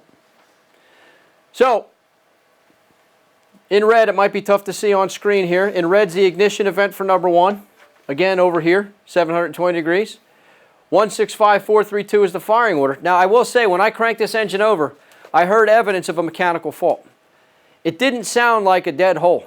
It actually sounded quite weird. The engine went crank, crank, crank, and then it's like paused for a moment. And then crank, crank, crank, and then it paused for a moment again. So, definitely something mechanical, but it did sound strange to me. So the relative compression test shows cylinder number 1's peak here, number 6, number 5, 4, 3, 2, and then 1 again. Number 5 is, I would call that my suspect event, wouldn't you? And logic would tell you, number 5 is my suspect cylinder. And that's what I thought. Would you guys agree with me? That's what I thought looking at this. So I'm moving forward, chasing a mechanical fault, keeping in mind that number 5 is my bad cylinder. And this is where it bit me. So, I decide I'm going to go into the intake manifold next to see if I could determine what the heck's going on. But first you got to think about what would cause a high relative compression peak. Of course, that's an increase in starter load. Would you agree with that statement? So what could cause increase in starter load on a specific cylinder? Could I have carbon on top of a piston? That would increase compression. Enough to double the starter load though? I think we'd have another drivability fault leading up to that. Exhaust valve not open? An exhaust valve not opening. I wasn't thinking that at the time. This was the first time I looked at this fault through the eyes of a scope. Then there was, could I have coolant leaking into a cylinder, almost causing a hydrolock situation? Could. Wouldn't that tend to clear out after the first engine cycle though? So, More erratic. yeah. Not crank, crank, crank, crank, crank, not over and over again. If so, you'd expect coolant to be pouring out the tailpipe. So that's where my mind was. I decided, you know, or advanced ignition timing. You know, like when you clock a distributor way too far advanced and you got combustion fighting a compression event? That could happen, but on today's cars, on one cylinder, not all 6, highly unlikely. So I decided the most efficient thing for me to do is, I really didn't gain a sense of direction here other than something weird is happening in the engine. Let's go into the intake manifold and see if we see something weird. Make sense? Maybe that'll give me some more information. So I took my vacuum transducer and I put it on the intake manifold at a common point. And a vacuum transducer, when vacuum's applied to it, goes which direction? Up, right? Vacuum transducer. So that's a vacuum pole from one cylinder. That's a vacuum pole. This should be a vacuum pole, but it crosses zero here, meaning it's what? Pressure. I get another vacuum pole, another vacuum pole, and another vacuum pole. So obviously there's something very strange going on here, and I still don't know what. But I'm going to have to annotate this waveform in a sense so I can determine what cylinder is responsible for that pulse. Do you agree with that's the right thing to do now? So I plot the firing order. I know this is cylinder number 1's ignition strike. And there it is again, and the firing order is 165432. But keep in mind, what does this green trace represent? What are we measuring? Vacuum where? In the intake. The intake stroke occurs where relative to top dead center? 360 degrees away, right? Meaning, this is number 1 ignition strike. This is number 1 ignition strike. Number 1's intake pulse happens 360 degrees away from that. Do you remember that? So what I'm going to have to do is rewrite this firing order to accommodate that fact. So 165432 turns into 432165. Does that make sense? Now I got it lined up right. 4, 3, that would be 2, but instead 2 is a pressure pulse, 165. So now it looks like cylinder number 2 is my suspect cylinder. Does that make sense? Didn't my relative compression test show me number 5 was my suspect cylinder? So now I'm kind of ticked off at myself because I don't understand what's going on. I'm getting frustrated. But the relative compression trace infers something. This is an actual measurement, isn't it? So I'm going to follow this one. I don't know what's going on, but I'm going in cylinder number 2. It's clear that's where the problem is, right? So I remove the spark plug, I stick the transducer in cylinder number 2, and I crank the engine over. We've got a compression event, and then we come down here and we anticipate seeing a change in pressure here, don't we? When what happens? When the exhaust valve opens, but we don't see that change because the exhaust valve isn't opening. It's nice and round here. Do you agree with that? Further evidence shows that during the exhaust stroke, when we should be expelling the exhaust contents out the port, instead pressure is again beginning to rise. Right. I'm glad you said that. Whoever said that. I'm going to bring that point back up again in a minute. Pressure in the cylinder at the top of the exhaust stroke is at 150 psi. And then all of a sudden pressure drops. What valve opens right here at the 360 mark? Intake. So I had this going on, and then all of a sudden the intake valve opened. Where did this pressure go? Back into the intake manifold. Does that make sense? Does it make sense why we had that pressure spike occur? Did you hear it talking to you? Yeah. Like a band cam? So, putting them both side by side, the pressure that built up here disappeared when the intake valve opened. Where did it go? It went into the intake manifold when number 2 intake valve opened. See how I put both those puzzle pieces together? And then I had to answer the question, why the weird relative compression test? Cylinder number 5 is heading up on its compression event. At the same time, cylinder number 2 is heading up on its exhaust event, except the exhaust valve didn't open. Turning it into another what? A second what? Compression. So I got 2 pistons loading the starter at the same time. Does that make sense? So now I answered my question. Nobody taught me this stuff. I answered it myself by following through, gaining some information. Does that make sense? All the evidence supported what had gone. It told the whole story. So now every time I see a very tall relative compression peak, I always look at that number and assume it's the companion cylinder. Make sense? So putting the piston chart on top of the compression waveform shows right at the top, the top of the intake stroke here, when the valve opens, is when the pressure disappears.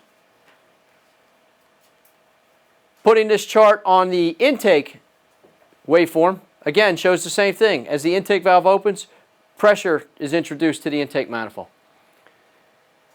And what I didn't tell you was, I actually did this backwards. I followed the relative compression trace and decided to pull off the valve cover for cylinder number, bank number, I guess it'd be bank number 1. And I looked down and didn't find a problem. So I went like this. And I put it all back together. And then I ran around the other side and found a problem. Then I started looking at my waveform. So this is how you learn. Everybody makes mistakes, right? I'll never make that mistake again because it bit me. Make sense? So I pulled the valve cover off, the correct one, and there was my exhaust rocker laying down there. Make sense? Now, to err on the side of time, I have lots of case studies in this class. A lot of them are good. Some of them I think are going to hammer home a lot more points for you. So if you guys are okay with it, I want to jump around to the case studies that I definitely want to cover because they're going to give you the most information rather than just some of the fluff. Is that fair? So I apologize that I don't have the pages numbered per the slide here, but bear with me a second. I don't mean to turn my back to you, but I want to find my next one I want to show you.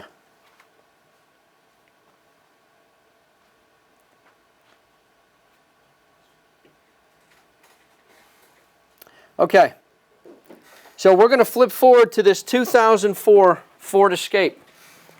I'll describe it as having a turbulent misfire, and this one's important. So the car came in with an intermittent misfire. The misfire doesn't occur at all when you're driving the car. Matter of fact, the harder you drive this car, the better it works. I only feel the misfire at idle, and even then it's only a handful of times. I notice that when I leave the car in park, and I turn on the blower motor, and I turn on the high beams, and I turn on the wipers, and I turn on the defogger, and I really load up the electrical system, so the alternator fields, what does that do to the engine? Lows it down. The slower I turn that engine, the more clock time is allotted for a leak to occur. Does that make sense? I learned that engine mechanical sealing issues tend to show themselves at these lower speeds. Does that make sense? Even when you can't hear it through relative compression, lots of times you can feel the misfire occurring. Because the misfire isn't necessarily due to a loss of compression, like low compression is not the reason you have a misfire. The reason you have a misfire is because there's air moving in the cylinder. I'll explain here coming up shortly. So, understanding that this is a Ford 3-liter, Ford Escape. It has 2 wire cop coils. I could back probe the coil and look at the ignition waveform. Why? Because it's really easy for me to do that, and I understand how to read ignition waveforms. I consider that low-hanging fruit. Does that make sense?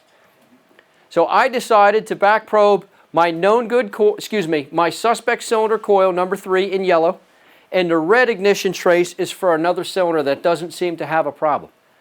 And this scope has the capability of superimposing upwards of 8 waveforms on top of each other at the same time, so it makes it really nice to analyze ignition. But what I notice here, isn't there a clear difference between this red trace and the yellow trace? What are some of the characteristics you notice? First of all, the spark KV point, where it turns 90 degrees, is the point at which what we call that plasma channel is established, that tunnel of conductivity. That's synonymous with the cylinder charge, the air-fuel mixture being in the right spot at the right time. Does that make sense? We could see this one is starting a lot higher, meaning there's more of an energy requirement to start that plasma channel. It's harder to initiate it. Does that make sense?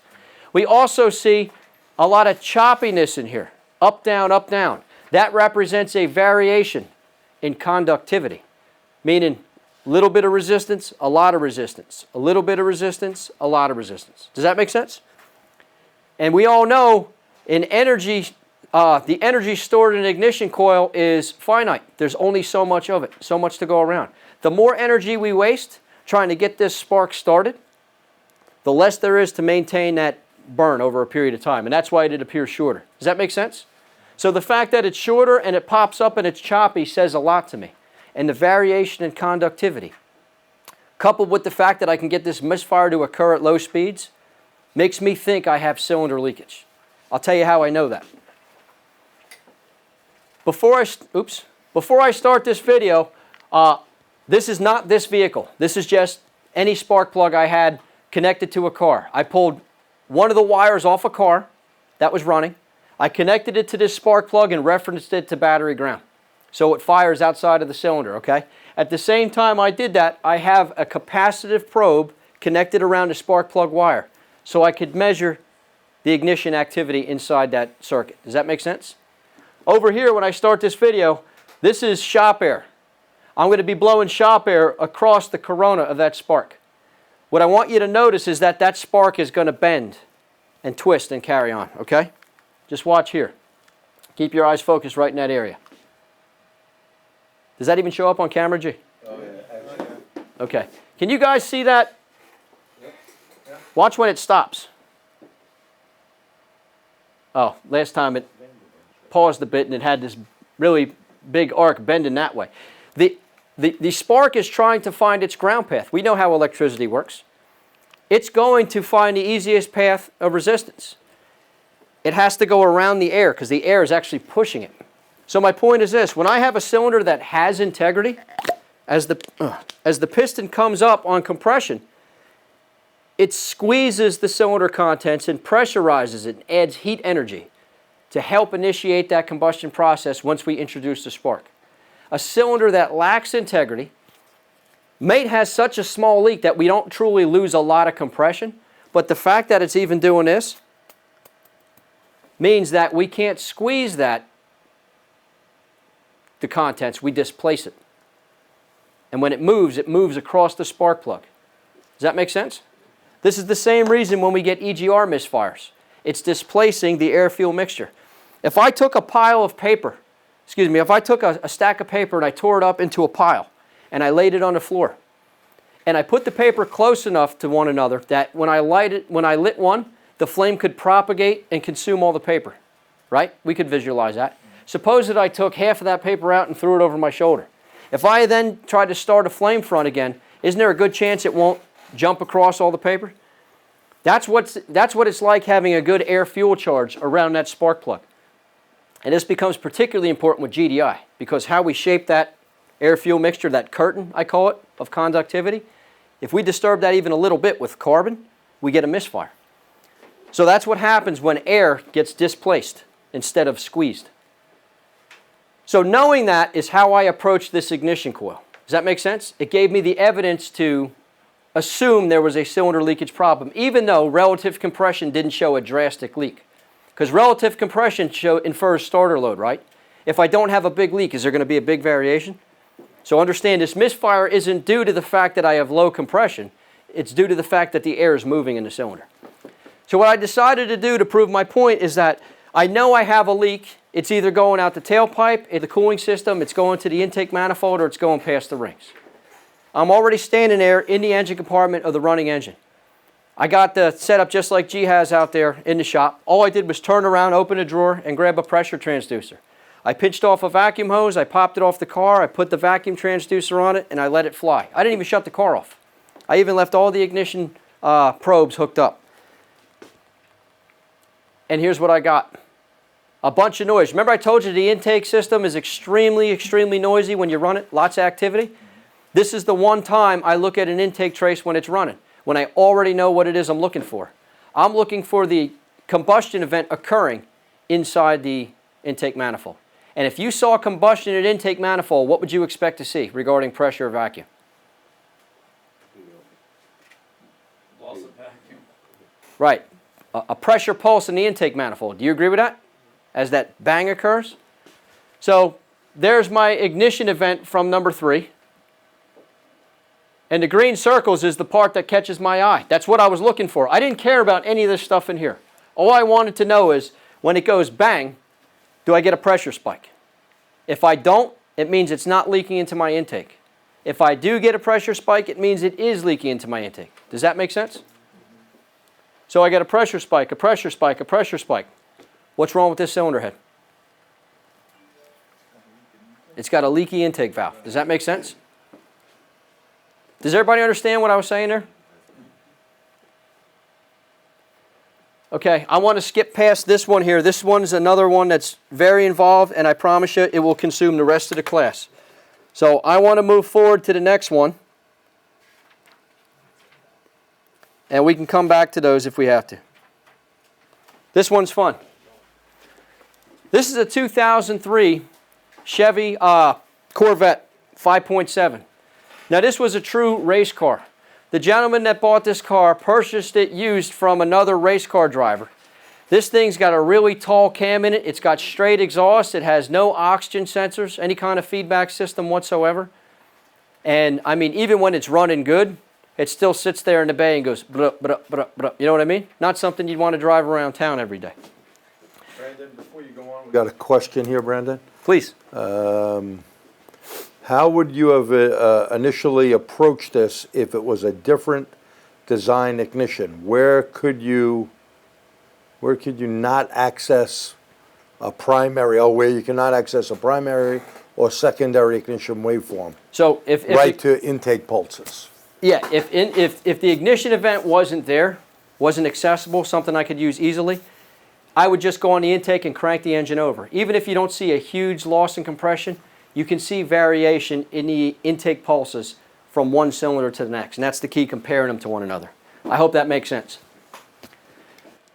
So this car was towed into me because it had a squeaky, reciprocating squeak, squeak, squeak, squeak, squeak noise coming from underneath the hood. How did that go again? Oh, I can't do it again. Yeah, once and done, that's it. I did a dance last time and I caught hell for that for about a week. So anyhow, you lost my train of thought. So anyhow, it's okay. So the car comes in and it's making this noise, and the guy said as soon as he heard the noise, he pulled over the side of the road and shut it off because he was afraid it was a metal-to-metal type squeaking noise. So he doesn't even want me to start the car, but I told him I have to, I got to see what this noise is. So the first thing I did was I take the belt off the accessories, because when I started the car, if the noise is gone, kind of infers not the engine, it's something else. So what I did instead, after that, when I started, and it still made the noise, obviously it's in the engine, I only ran the car long enough to hear where the noise was coming from. I didn't drive it. I didn't want to do any more damage.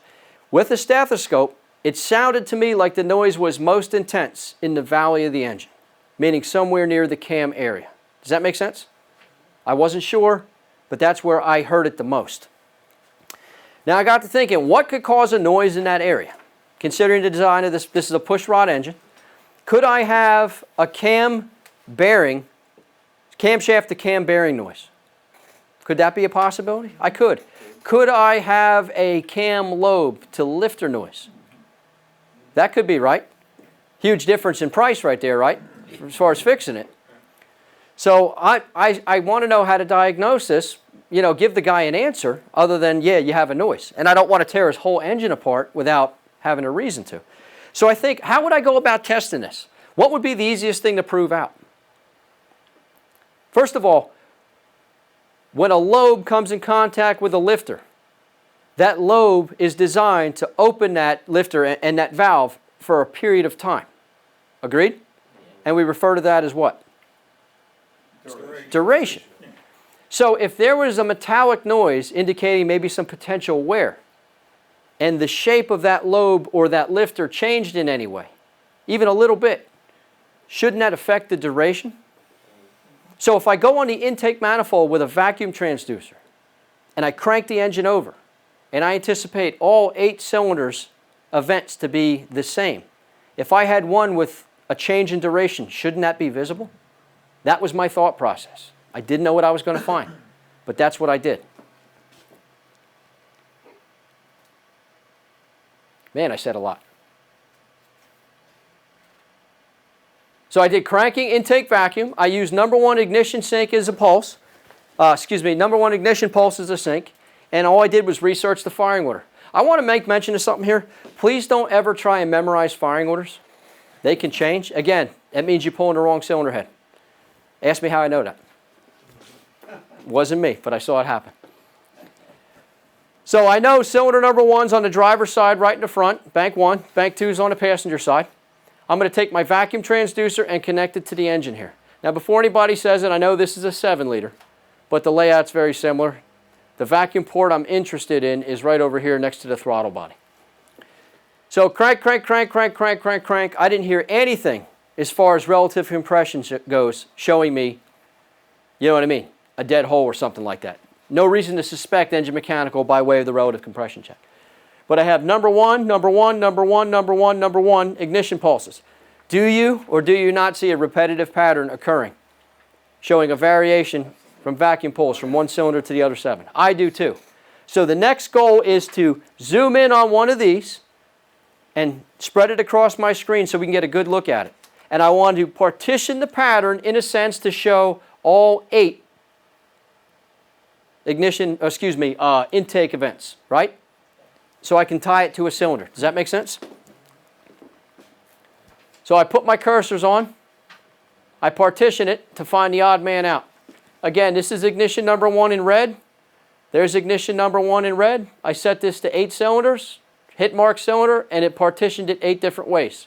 And what we have here is a vacuum pull, a vacuum pull, a vacuum pull, a vacuum pull, a really tall vacuum pull, a vacuum pull, a vacuum pull, and a vacuum pull. That's the odd man out. We all agree with that, right? So that is, if you do the math, again, the vacuum pull for number 1 ignition sink is 360 degrees away. So you'd identify this is number 1 and then count out the firing order. 1872, 6543. Now there's a couple of characteristics I want you to take notice of regarding these partitions and the vacuum pulls. Lots of people look at these partitions solely as a way to divvy up the waveform. They'd be correct. But I also use it another way, and it's extremely beneficial. I use it as a visual point of reference to determine when valves open and close. You see where this turns down like that? And it turns down, let me use this, where this turns down, and then this one turns down, and when this one turns down, those are transfer points. That happens in the intake manifold. Keep in mind, don't we have valve overlap? So for a moment in time, the intake is exposed to the exhaust stream, and then the exhaust valve closes. Does that make sense? That should happen for every cylinder. Shouldn't that happen at the same time for every cylinder, relative to where the piston is? So meaning if I divide this elapsed time up 8 different ways, this vertical cursor represents a moment in time. This turn down point should happen at the same time relative to this cursor, as this one should happen at the same time relative to that cursor. Does everybody agree with what I just said? So what we could see here, not that this always happens like this, but this transfer point almost happens at the exact point of the purple cursor. Do you agree with that? Same with number 5. Same with number 4. However, number 1's way over here instead of over here. Number 8, number 7, number 2. So there is a variation in that timing for that cylinder. Does that make sense? Synonymous with a worn lobe or something like that. This is where my mind's going. So what I'm going to do to make better sense of this is I'm going to demonstrate valve overlap with the piston chart. It makes it a lot easier to show you. We're asking ourselves what the suspect cylinder is doing at any time within the 720-degree engine cycle. This will allow us to make some diagnostic decisions before we have to take anything apart. It's always a great idea to know what it is you're going after before you dig into the motor. That especially holds true with automatic transmissions. Once you get those things apart, right?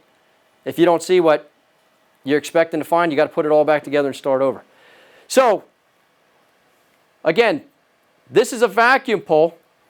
Where it turns down, the transfer point is where valve overlap occurs. So what will happen here is, let's go for this one. Cylinder number 6 goes down on its induction stroke here, and it creates a vacuum pull. Everybody agree with that?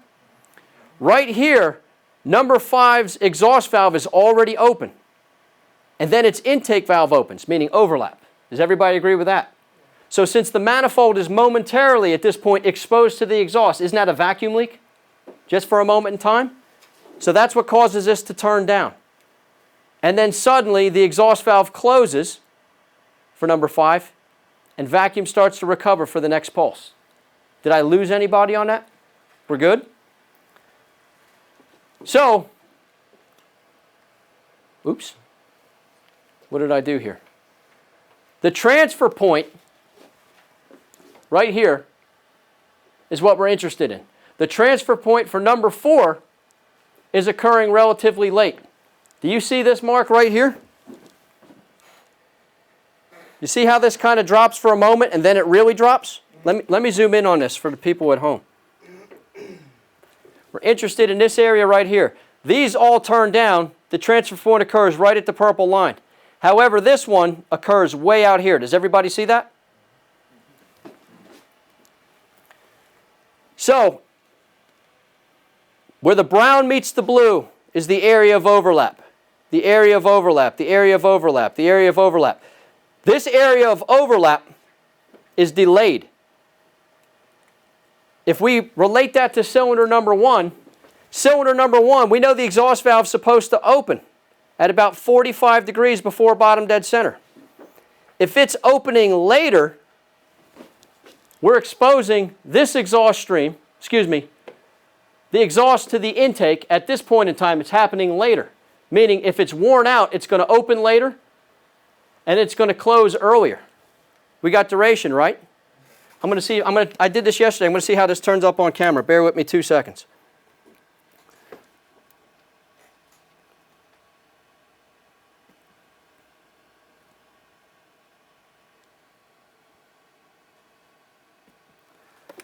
Can you see that on the camera? Yeah. This red symbolizes duration for the exhaust valve. The exhaust valve should open here and close here. Before it closes, the intake valve opens here and then closes here. This area, symbolized by this triangle, is overlap. When we have a worn cam lobe or a worn lifter or both,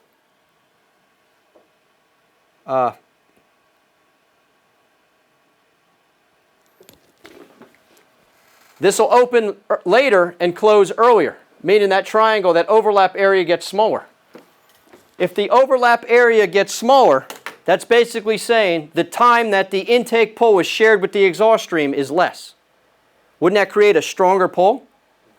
Isn't that what we're seeing here?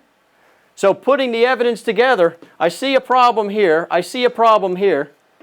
The commonality is the exhaust valve. It's either opening late and it's closing early. I think I have a worn exhaust cam, lobe, and or lifter on cylinder number 1.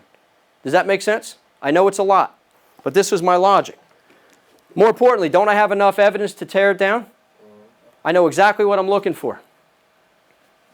Oh, there's another picture of it. Again, the delayed transfer point that occurred during this number 4 overlap period. This would normally be exposed to the exhaust stream back here, and it's not because this hasn't even opened yet. So I tear it apart. Cam's on my bench. Look at that lobe. Lifter. Worn flat. Now it's chicken or the egg. Did the lifter fail first or what? I don't know. But it looks like the guts of the roller started to fall out of it. But that's worn flat, and the cam lobe's dished. And guess what lobe that was? Number 1 exhaust. The evidence doesn't lie. The scope tells the truth, as long as you understand what it is you're looking at. I know this was a really big one to swallow here, but do you understand how I pursued that? This one's fun. This should really hammer home the point of what we're talking about here tonight. We're on a 2013 Honda Civic Si with a 2-liter. Has anybody ever worked on one of these? These newer ones, 2-liter? It's like the cowl panel. You guys remember the old Toyota Previa vans? Where the engine's kind of under the... This cowl panel is like a big set of eyebrows, and it just hangs over the half of the motor. So even getting an ignition coil out, it's crazy. It takes a lot of time and energy to do that. So keep that in mind when I approach this car. So there it is there. Car came into me from the customer. The guy's a courier. He drives for a living. Even though the car was brand new at the time I looked at it, it still had 18,000 miles on it. The guy drives this thing anywhere. Oh, hold on. We got another question. Sorry, another question. A downward transition after 3 is missing because the overlap is reduced. Is that correct? You got to go back to that slide. That's okay. Can you say that one more time, G, while I'm doing this? Sure. The downward transition after 3 is missing because the overlap is reduced. Is that correct? That's correct. The exhaust valve closed already here. So when the intake valve opens, it's not exposed to the exhaust stream. Therefore, vacuum continues to build. It doesn't decay. I Thank hope you. I answered your question. Hey, thanks for interrupting. I'm just kidding. Well, you know what it is, Yeah, it's a delay. some of these guys, no, There's no, it's the guys how they type. Oh, I got If you. it takes them a while to type or think about the question, by the time they do it, No problem. We'll So- get it covered. thank you for the question. Great question, by the way. So 18,000 miles on the odometer. I could hear when I got this thing. Anyhow, I forgot to mention. The guy was driving the car down the road. It was running fine. He heard a noise and instantly it started running bad. He pulled over to the side of the road. It stalled. He couldn't get it started, so he towed it to us. I got in this car and I cranked this son of a gun forever. I could barely get it running, but I did get it to start. As I was cranking, I heard evidence of a mechanical fault, a dead hole. So I get the thing, lift the thing into my bay, and I think about how I'm going to pursue this thing. Naturally, I'm going to use a relative compression trace first. What's that going to show me? I know I have a dead hole. What's it going to show me? Which one's my dead hole? I'm also going to look on the intake with my delta transducer because the last thing I want to do is start pulling this thing apart. To get the spark plugs out is going to invest a lot of time, and not to make this about money, but this car is under warranty. I'm not getting paid. So I took my 20-year-old Snap-on Modus because it was handy and I had it sitting right on top of my toolbox. By the way, my lab scope's on at all times. If you're using a lab scope just to figure out the hard problems, you're making a mistake. I use a lab scope to test a battery for a courtesy. That's how often I use it. So get the scopes out and start using them. You get really good with them. They become an extension of your mind. So this 20-year-old Snap-on Modus is sitting on my toolbox. I grabbed my amp probe, I put it around the battery cable. I took my yellow channel and I back probed the ignition coil command for cylinder number 1. And I put my first look sensor, my delta transducer, on the intake manifold booster port. I know that one's not referencing a specific cylinder. Now, what this shows me is, if this is cylinder number 1, and the firing order is 1, 3, 4, 2, 1, 3, 4, 2, 1, 3, 4, 2. Which one's my dead hole? Cylinder number 4. And we can see a repetitive pattern here, right? I know it's a bunch of squiggly lines, but we don't know what's going on yet, but we do see something happening. So what I'm going to do is, I'm going to grab a crop window, and I'm just going to grab a single engine cycle here and zoom in on it. So what we see here is cylinder number 4, according to my relative compression trace, is my dead hole. I know we mentioned that already. I leave it up here on purpose. I leave it up here as a reminder to me of what I'm actually chasing. Does that make sense? And what I do is when I put my piston chart up here and I partition the waveform 4 different ways. Why 4? 4-cylinder engine, right? I partition it 4 different ways. I'm asking 4 questions. What is cylinder number 4 doing here? What is cylinder number 4 doing here? What's cylinder number 4 doing at this point? And what's cylinder number 4 doing here? Does that make sense? 1 question at a time. We're going to use logic to put the puzzle pieces together. You guys are going to tell me what's wrong with this car. So I'm cranking the engine over. We know cylinder what is my dead hole? 4. What question am I asking? What is number 4 doing here? Number 4 is descending on its what stroke? Its intake stroke. What happens to a delta sensor when you put a vacuum to it? It goes down, right? So number 4 should put a pull on the intake manifold. Do we see that occurring? We do. So stop for 1 second. I want to ask you a question. If I had a hole in the piston, could I put a vacuum pull on the intake manifold? If I had a stuck open exhaust valve, could I pull an intake vacuum? I couldn't. So doesn't this kind of infer this is likely a what for number 4? It's not the exhaust and it's not the piston. It's likely the intake valve. Of course, the problem's not going to be reflected here because the valve's open anyway, right? So I didn't say what's wrong with the car. This is where my mind's going. But I still have 3 more questions to answer that might tell me for sure. So I move over to this section. During the number 2 intake event. Does everybody see that piston chart's telling us that? What question am I asking? What's number 4 doing over here? Number 4 is heading up on its what? Compression stroke. So which way is the piston heading? It's heading up, and what are the valves supposed to be doing? They're both supposed to be closed. So if my piston was heading up and my intake valve might be stuck open a little, what would happen to the air charge that was inside that cylinder? Where would it go? Back into the intake. And if it pressurized the intake manifold, what would you expect the delta sensor to behave with? Wouldn't it go up? Isn't that kind of what that's showing us here? So that also kind of leans towards a leaky intake valve for number 4. Do you guys agree with me? So let's ask the next question. What's cylinder number 4 doing here? Cylinder number 4 is descending on its what? Power stroke, or we could also call it an expansion stroke because we're just cranking the engine over. What are the valves supposed to be doing for number 4 during the expansion stroke? They're supposed to be closed and the piston's heading down. But if my intake valve didn't seal for number 4, like we suspect, and the piston is descending, isn't that like another intake stroke? And if number 4 is inadvertently pulling on the intake, and number 1 is already on its intake, isn't 2 stronger than 1? Shouldn't that produce like a really strong pull? Isn't that kind of what we see here? How's your confidence level right now leaning towards a number 4 intake valve?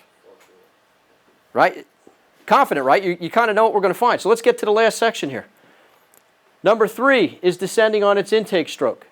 What question am I asking? What is number 4 doing, right? Number 4 is on its exhaust stroke. Which way is it headed? Piston. Piston's heading up. What are valves supposed to be doing? Exhaust valve's supposed to be open. Intake valve's supposed to be closed. But we suspect it's stuck. Meaning, if the intake and exhaust valves are open at the same time, isn't the intake connected to the intake? So if number 3 is trying to pull on the intake, but it's also pulling on the exhaust through the stuck open valve, number 4, isn't it going to weaken the intake pull? Because it has to be shared now? So this says number 4 is our dead hole. This says number 4 intake valve stuck open. So does this. This one too. And that one as well. So what are we going to find? You know what we're going to find. I'm going to tear this engine apart, not because I think I know what's wrong. I know what's going to be wrong, and I'm going to go find it now. So I approach the car. I call them the Mohican strips because it runs like right up the top. I take the A-pillar trim off. I put the wipers in the upwardmost position. I pull the cowl cover off. I pull the wiper motor and trans out. I pull out the support. I move the engine wire harness. I pull all 4 cop coils out. Then I take the valve cover off. Now it's time to take the timing chain off. Then I took both cams out, and now I get to the rocker assemblies. There's the intake manifold. This is where the intake cam sat upon. The intake cam is now out. So this is the intake rocker shaft, housing the primary and secondary rockers. The exhaust one's on the backside. I'm concerned with this area right here. Number 4 intake rocker assembly. Because I want to look underneath that to see the intake valve stuck open. And you know the game we play when we grab this and check for lash? If you got a valve stuck open, it tends to stick down a little more so you get a lot more slop. I was just getting ready to do that, and that's when I saw this. This is called a VTEC pin. And for those of you that are not familiar with Honda's VTEC system, it gives them the ability to run the engine under 2 different camshaft profiles. The way this works is an electronic solenoid controls oil flow just like a transmission valve body. Oil is actually routed through this shaft into the surfaces internal to this rocker assembly. This is a primary rocker that runs off a very tall cam lobe. When VTEC is not engaged, it doesn't do anything. It just bounces off a spring. The camshaft drives it a long distance and it just rests on a spring. However, the camshaft also has two secondary rocker assemblies here that ride off small cam lobes. Those are always in contact with the camshaft and always open the valves. When VTEC is called upon, PCM energizes a solenoid and oil flows hydraulically to mechanically shift this pin to lock this to that. And there's another pin in here that locks this one to that. Now they all operate off the tall cam lobe. Does that make sense? You're not supposed to see this. This thing is supposed to be locked in place with like a C-clip. I've never seen one of these fail before, and I've never seen one happen again. But this one failed. I don't know where the C-clip went, probably in the oil pan or something like that. But this popped out, and it got jammed against this cam rocker holder this way. Got jammed up and it at the point where the valve just opened, so it held the intake valve off its seat. But I told you all that to tell you this. Let's pretend I'm not a pressure transducer guy and I'm a compression gauge guy. I'm going to do the compression test and it's going to come up low, right? I'm going to follow up with a cylinder leakage check and it's going to show me the intake valve's leaking. No problem. I can swallow that. But when I get to this point here, I'm going to get the cams out and then I'm going to back off the bolts to pull the rocker assemblies off. And as soon as I do this pin's going to go flying across the shop under spring pressure. You're not going to see it. I know that because I've done that once before. I watched it fly and it shot like 6 feet across the shop and I didn't see it. I had to go find it with a magnet. I put that on my bench, I flip the head over and obviously I see nothing wrong because the moment I lift this, the valve seats. I might fill a port with, brake cleaner or something like that or coolant to see if it's going to leak. I don't see anything, so now I panic. I spend $300 at the machine shop and let him take responsibility for it, right? He doesn't find anything wrong. He sends it back. So I reassemble the engine and put it all back together and I do a damn good job. The car starts, it runs, it idles, it accelerates just fine because it's only running off the primary rockers, the secondary rockers. When I do this and I get up to like 5 or 6 or 8 or 9,000 RPMs is when this cylinder tends to starve for air. There's enough low RPM to allow the cylinder to fill off the low lifter duration. However, when we shift to the tall cam lobe, it's supposed to allow the intake valve and the exhaust valves to open for a longer period of time so we can fill and scavenge that cylinder better. That will only affect the runnability of this engine at that point in time at a very high RPM. So you're chasing a misfire under heavy acceleration. You and I know it's going to be a breathability problem. The average tech is going to put the spark plug in it. He's going to do the coil. When that doesn't fix it, he's going to do the injector. Then he's going to do all the snake oil stuff, right? The carbon treatments and all that stuff and the injector flush. Then, of course, it's going to get a PCM because nothing else fixed it. Now we're in deep. How would you troubleshoot this? You put your compression gauge back in, it's just fine. You put your leakage gauge back in there, it's just fine. Do we have a tool to demonstrate this fault? Can anybody think of a tool that will show this fault? Because even a snap throttle running compression check with a gauge would not put it in a VTEC mode. I can't think of one. I don't know how you'd prove this out. I think this is one of the things that you'd end up getting a field engineer out there and he'd have you tear the engine apart and he'd go over it piece by piece. But I had an idea where I was going to be looking and this testing led me to that. Does that make sense how I did that? It's not hard, right? Can you put them into VTEC mode with the scanner? Depending on your, With the Honda stuff? I mean, just for if you were. It depends on the motor. right, not every platform's the same. And I'll tell Right. even if you didn't have the scan tool, you could certainly energize the solenoid. Right. That's an on-off solenoid. And that at a low RPM, even if you went to VTEC, there still might be enough cylinder fill. Right. You know what I mean? I don't know. But that would be a very hard problem to find. Do you have another question? Before we move on, just a couple of comments here online. Or questions that people had. When you check manifold vacuum, do you keep the throttle opened or closed? This is what one guy asked. And then one guy says it goes to clear flood if it has that. And another guy said electronic throttle, most cars keep them closed. So when you're looking for this vacuum reading. Okay. So the first fellow that mentioned manifold vacuum, I'm assuming you're referring to the vacuum transducer on the manifold, whether it's a delta or an absolute sensor. I don't open the throttle because the throttle provides a restriction that really gives us a good view of when the valves open and close. If we get rid of that restriction, we don't see the pressure change. So if you had a sensitive enough transducer, like the inches of water transducer Bernie uses, you may be able to see that. You might not with a delta sensor. So I don't recommend, I know what you're getting at. Clear flood mode would usually prevent the engine from starting, but that will disable your ability to see these valve events. So I'd find a different way to disable the engine. Excellent. Let's see here. I want to jump around one more time because I know we're running out of time. Okay, this one's fun. This one's actually kind of funny. This is a 2003 5.4 liter Ford. Now, this car came into a friend of mine, a really good friend of mine. His name's Dave Wagner. He works out in Philly. He's actually one of the masterminds behind last week's ASA Pennsylvania Super Saturday event. So big congrats to Dave for the successful event. But me and Dave talk all the time, and when he shared this case study with me, I said, you got to let me have this. I got to put this in this class because it's absolutely brilliant. So Dave was issued this truck after 4 or 5 other people had already worked on it from different shops. And you're not going to believe this. The car has an ongoing misfire. It's just a misfire in cylinder number 3.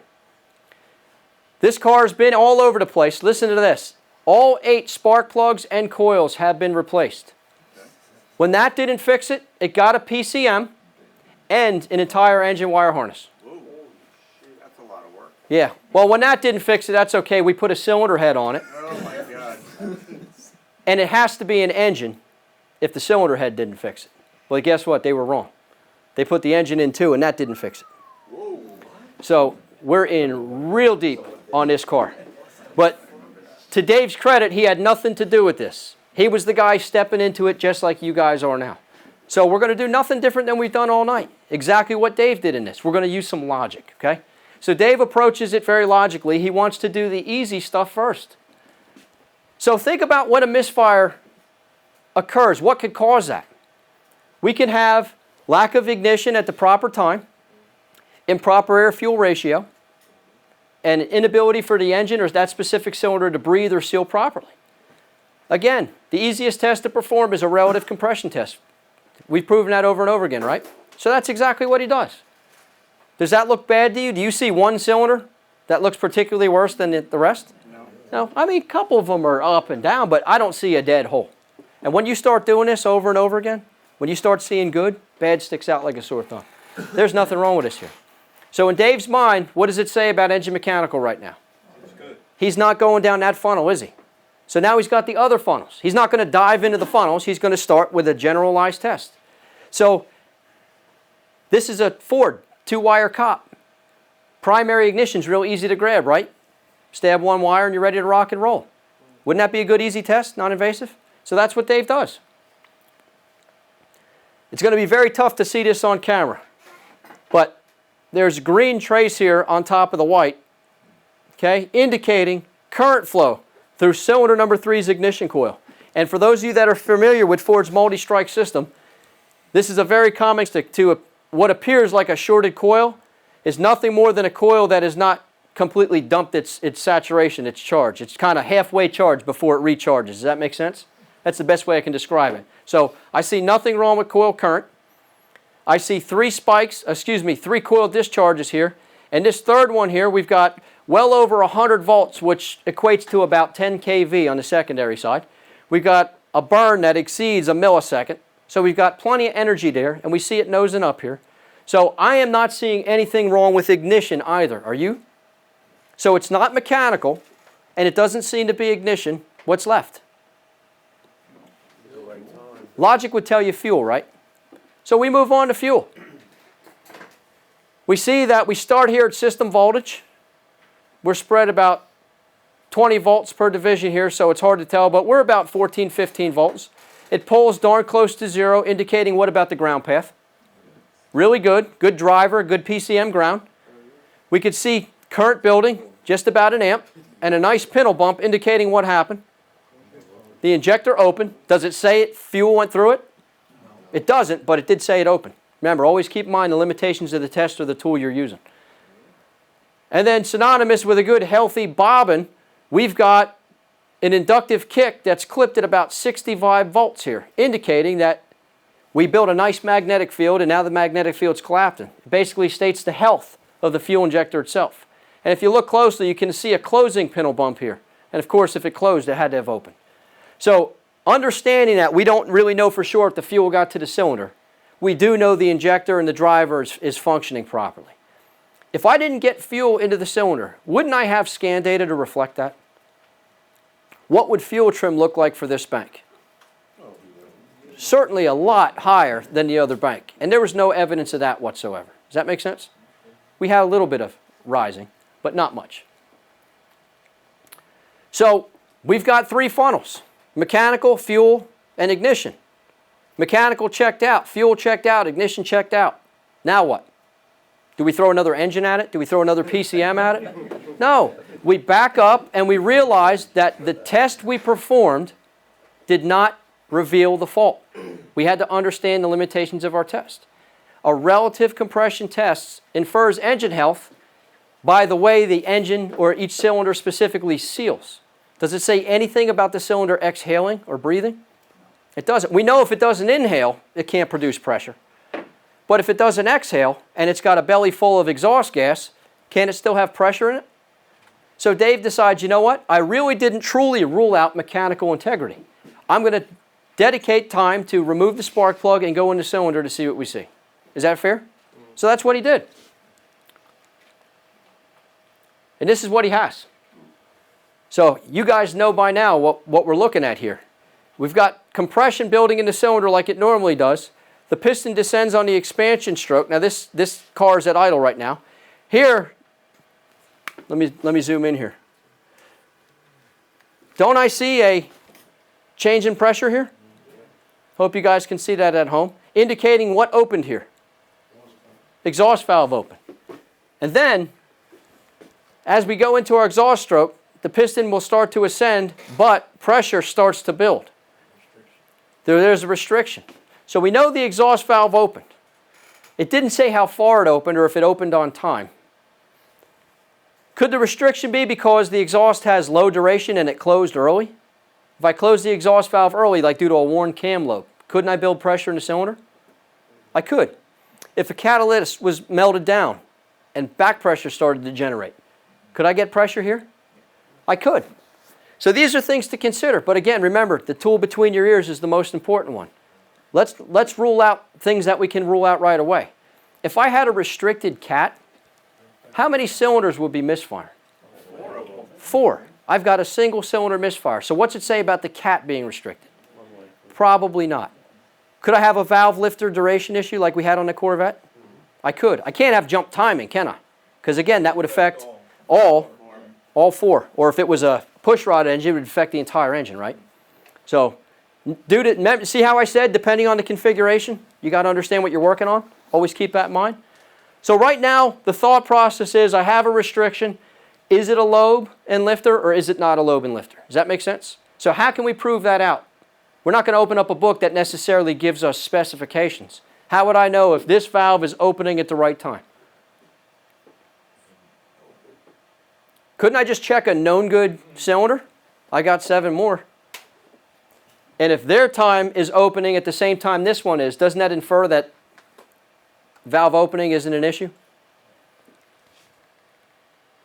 So we put the cursors down. Oops, where are we at here? We put the cursors down. Again, this is another overlay that's involved in that program. It allows us to partition the waveform 4 different ways to represent all 4 strokes of the engine. And each 180-degree section is split 6 ways to represent 30 degrees of crankshaft rotation.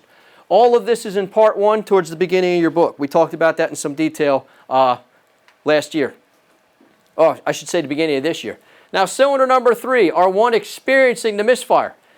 Each one of these events represents 30 degrees of crankshaft rotation. So this is bottom dead center, this long one right here that dissects the E in degrees.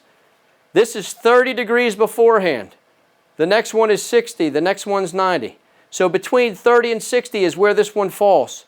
We'd call that 45 degrees before bottom dead center. Does everybody agree with that?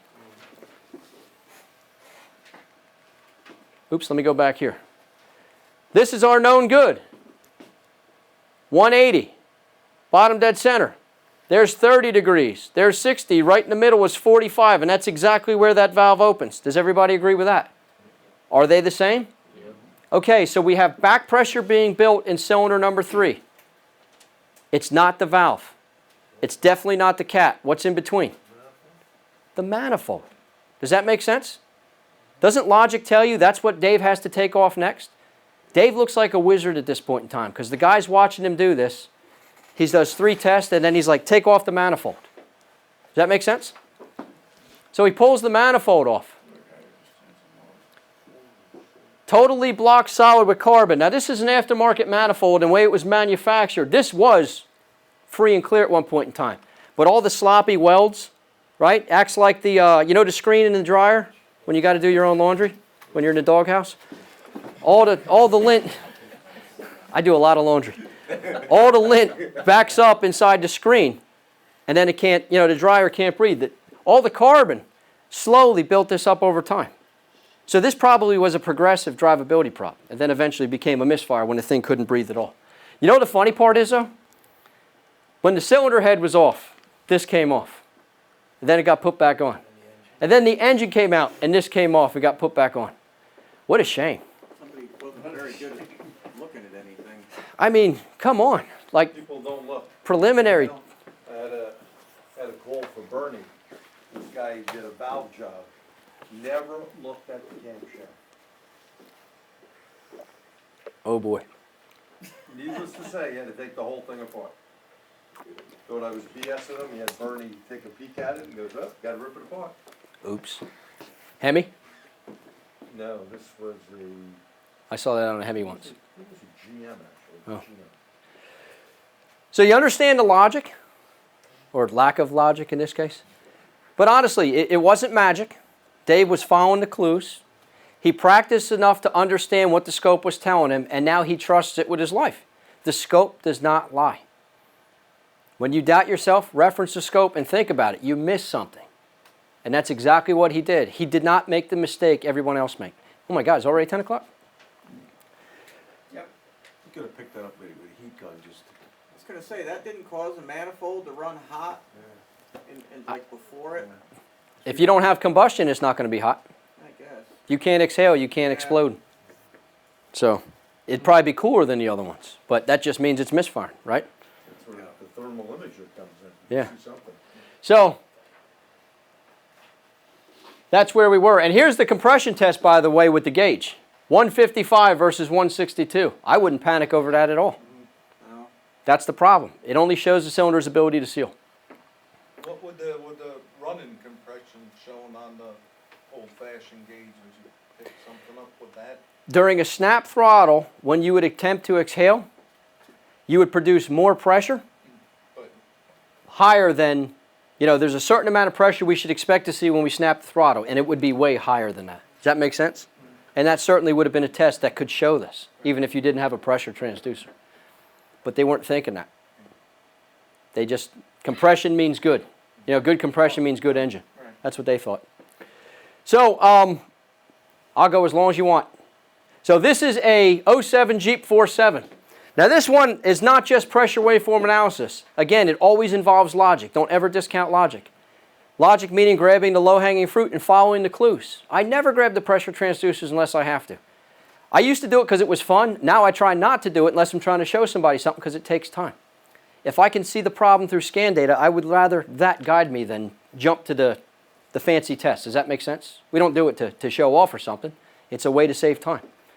So this gentleman was on the way to the Jersey Shore, and we were the last stop before crossing the bridge, the Delaware River, heading into Jersey, up northeast section near Philly. So this guy pulls over to our shop because the car starts running poorly. It's lacking power. So I begin, like I always do, right from the driver's seat, scanning DTCs, trying to grab some information right from the DLC so I don't have to do anything because I'm lazy inherently. I road tested the vehicles and I monitored the fuel trims for clues. Now keep in mind, understanding the car, my enemy, the car I'm working on, this is a speed density fueling system with twin bank fuel injection. Okay, meaning a cat on one side, a cat on another, and both are monitored, has speed density. Understanding that the map sensor input indicates what to the PCM? Load. And if load goes up, PCM fuels accordingly. Make sense? So starting this car after going for a road test, sitting here at idle at 512 RPMs, being damn near sea level, pardon my French, my manifold vacuum should be darn close to 21, 22 inches of mercury. I'm sitting at around 18, meaning what's the PCM in regard to load there? The opposite. It sees more load. 20 inches of mercury equals less load. So it sees more load, so it's going to add what? Fuel. And since it doesn't need the fuel, through the eyes of the air-fuel ratio sensors, or in this case, oxygen sensors, it's going to take away. Isn't that what it's showing here at idle? It's gonna fight itself. Okay, now watch what I do here. I decide to go on a road test. Long-term fuel trim, short-term, long-term, long-term. Driving the car, I know I don't have RPMs here because I just got a 4-trace snap on here, so take my word, I'm cruising along here. Total trim is about 20% negative on both banks. At idle, it was only 10%. So the problem got worse. I want you to think about that statement. What could cause low manifold vacuum? General statement. I could have a restricted exhaust. I could have jumped cam timing. All those are possibilities. Do you agree? The difference is, what's going to get worse when you accelerate? The restricted exhaust. Does that make sense? If I had a spigot here on the wall and I covered 90% of that hole with my thumb and just cracked that spigot open, can't water still get past fairly easily? It becomes a problem when I do what? Right? Crank the thing open. Same with an engine. When you do this, you're asking it to inhale a big gulp of air. If there's a restriction, that's when it's going to show up. That's when it's going to reveal itself. Make sense? I know it revealed itself because what? Another important, would this have happened if this was a mass airflow system? No. It wouldn't. Because the mass airflow reports the lack of airflow. And therefore it will fuel accordingly. We won't get fuel trim for this problem. See how it's important to understand the car you're working on? I knew it was a speed density system. I knew how it would behave if this happened or if that's happened. The road test helps me flush out which one's at fault, meaning where am I going to spend my time testing. Does that make sense? Is there another question? No. Oh, you look like you were going to say something. I'm sorry. So I decided to look at the oxygen sensors because I'm expecting what right now from this road test? We just said it. Rich condition. Well, it's rich, but for what reason? We are expecting restricted exhaust. So looking at this O2 sensor data, O211, O221, O212, O222. Wow, I just impressed myself. I thought I was going to screw that up. You guys couldn't repeat that if you tried. Front O2 sensors, rear O2 sensors. Are these cats functional? Yes. They're functional, right?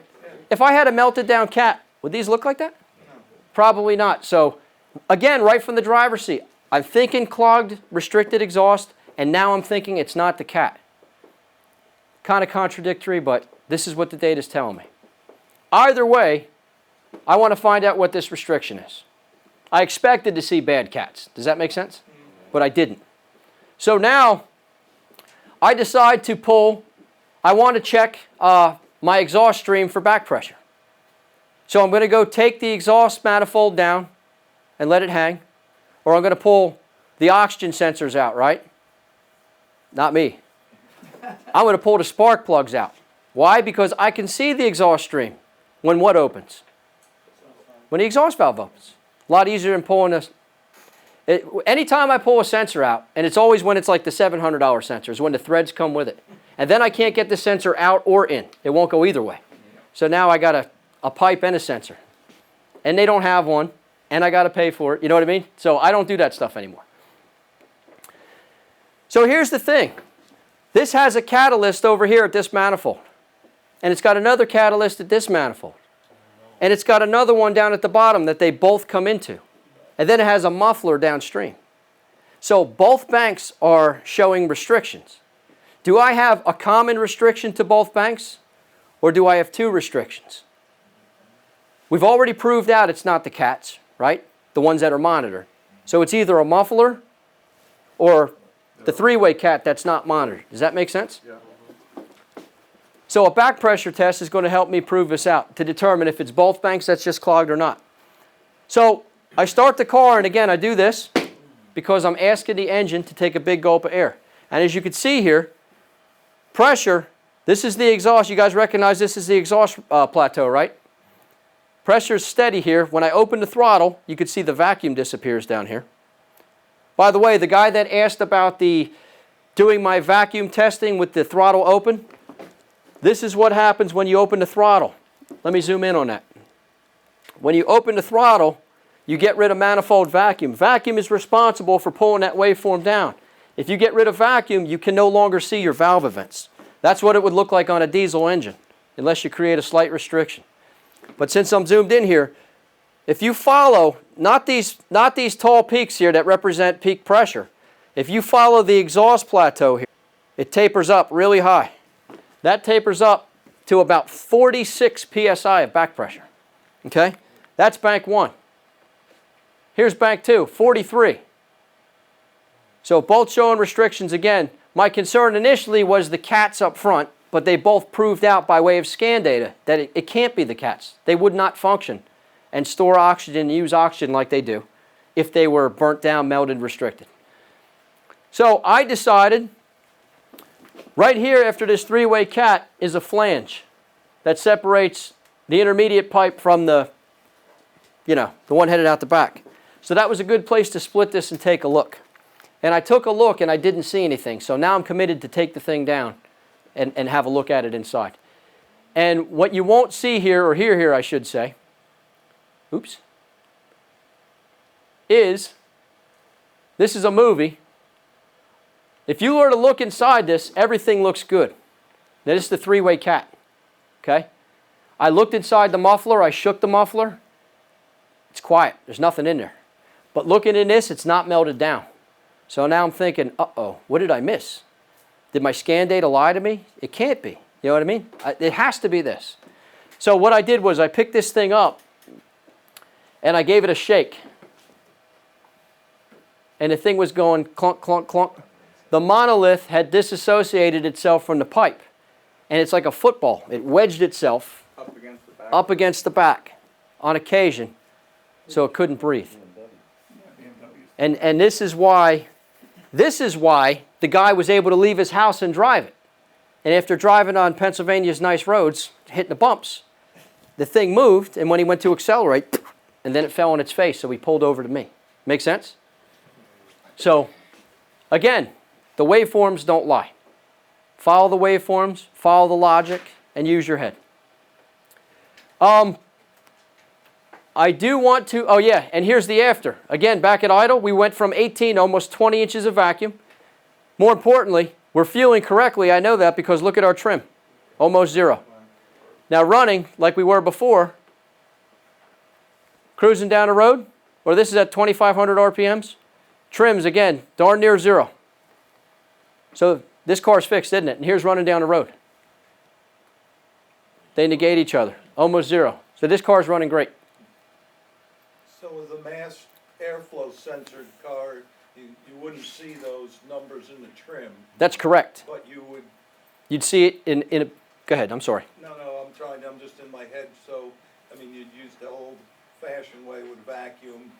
Well, Would you the know? way I do it is, again, I'm always about easy. Right. So if I were to plot out the engine RPM and only the mass airflow sensor trace, I know if I take this engine out to wide open throttle and get it to a certain RPM level, I should expect a certain amount of airflow, Right. depending on the size of the engine. Right. So we call that a volumetric efficiency test. That would clearly fail. So a mass airflow sensor would reveal that, and the idea I'd have no trim there. Now, if the mass airflow sensor was lying, then you'd have a trim change. Does that make sense? Because the mass air... Yeah. Yeah. So we don't have much time for any more case studies, but this is equally important here. I want to make sure you guys, when you start doing this kind of testing, that you get organized, because I wasted a lot of time trying to find waveforms. Go ahead and open up yourself a file on your desktop, for instance. Right-click and open up New Folder. And name the folder 2003 Jeep Grand Cherokee, low power under acceleration. This way you don't have to label every capture you take the same way. You do it once and done. Save all your captures as files, because the files allow you to go back and manipulate them later on. I'll give you, for instance, there's stuff I've saved 10 years ago that my mind wasn't prepared to view at the time. I didn't understand at the level of knowledge I do now. I go back and review those things. I see a million things wrong with that waveform that I would not have seen if I didn't save the file. Does that make sense? So if you want to save still shots from the file, screenshots, go ahead and do that. But don't get rid of the original waveform. I also recommend saving it to something like Dropbox. If you get organized and put it into Dropbox, Dropbox or Microsoft OneDrive or Google is a great place to store this data because it holds a lot of information for almost no cost at all up front. I think you get an entire terabyte of storage from each one of those for free. It took me over a year, and believe me, I've already looked at hundreds of people's information that they send to me. Everybody, if you were to call me and say you had a problem, the first thing I do is open up a file folder for you. And if you have more than one car, there's another file folder for each car in your file folder. I do that for hundreds of people. I still am only on my first initial payment for Dropbox. I think I paid $50 for it. I can't fill it. There's just so much it holds. So when I drop my computer, because I will at some point in time, I'm that clumsy, and this thing breaks, I don't panic because everything that's important to me is on Dropbox.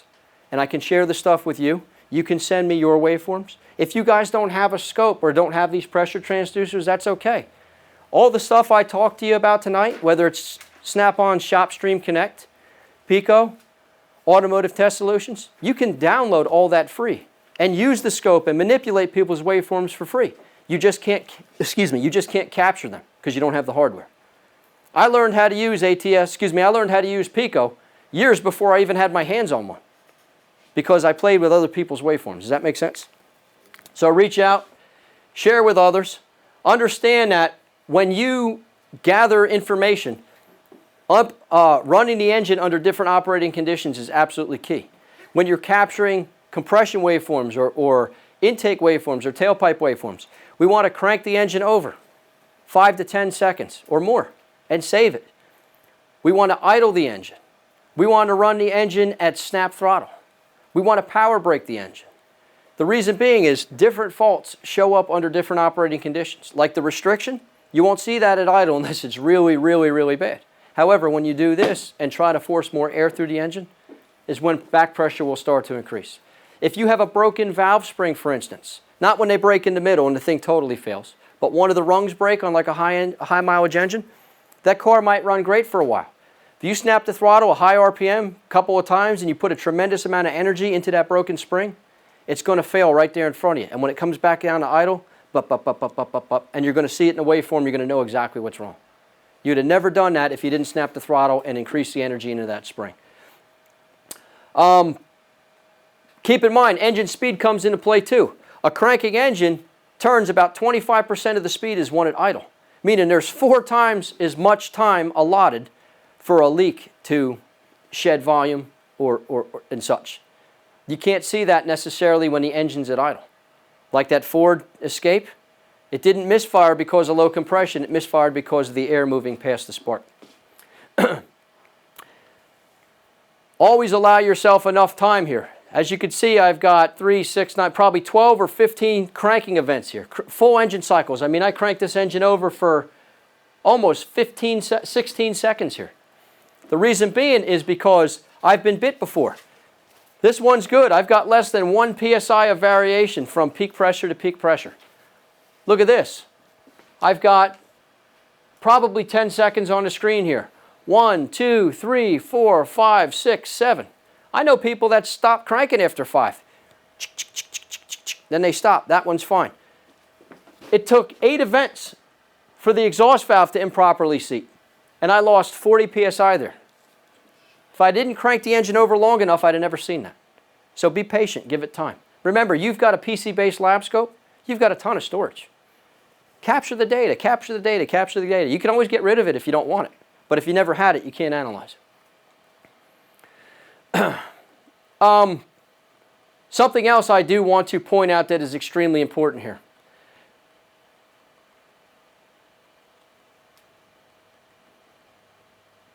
Networking. If it wasn't for networking, I'd have never met the people I've met. I've got friends, brotherhoods, all over the United States, Canada, and now in Europe and Australia. People that I trust like family.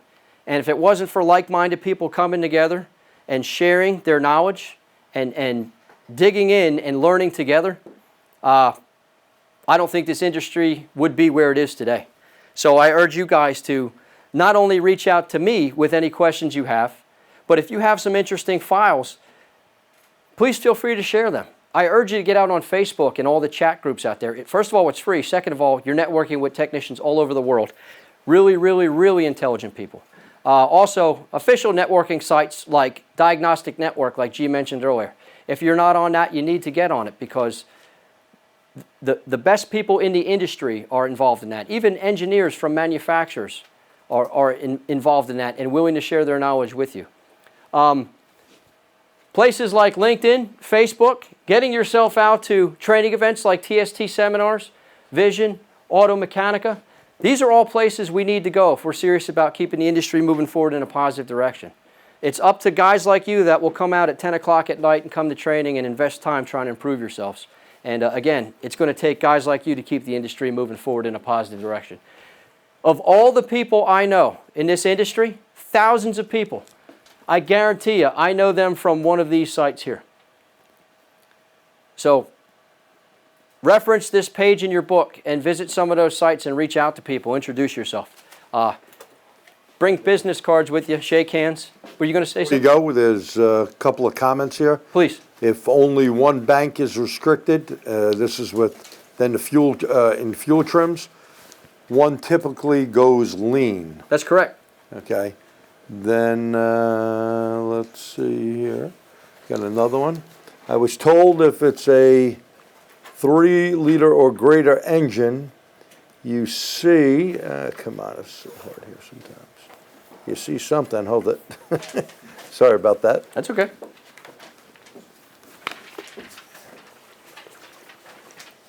You see 3 grams at idle, you should be able to archive 40 times at maximum mass airflow rate.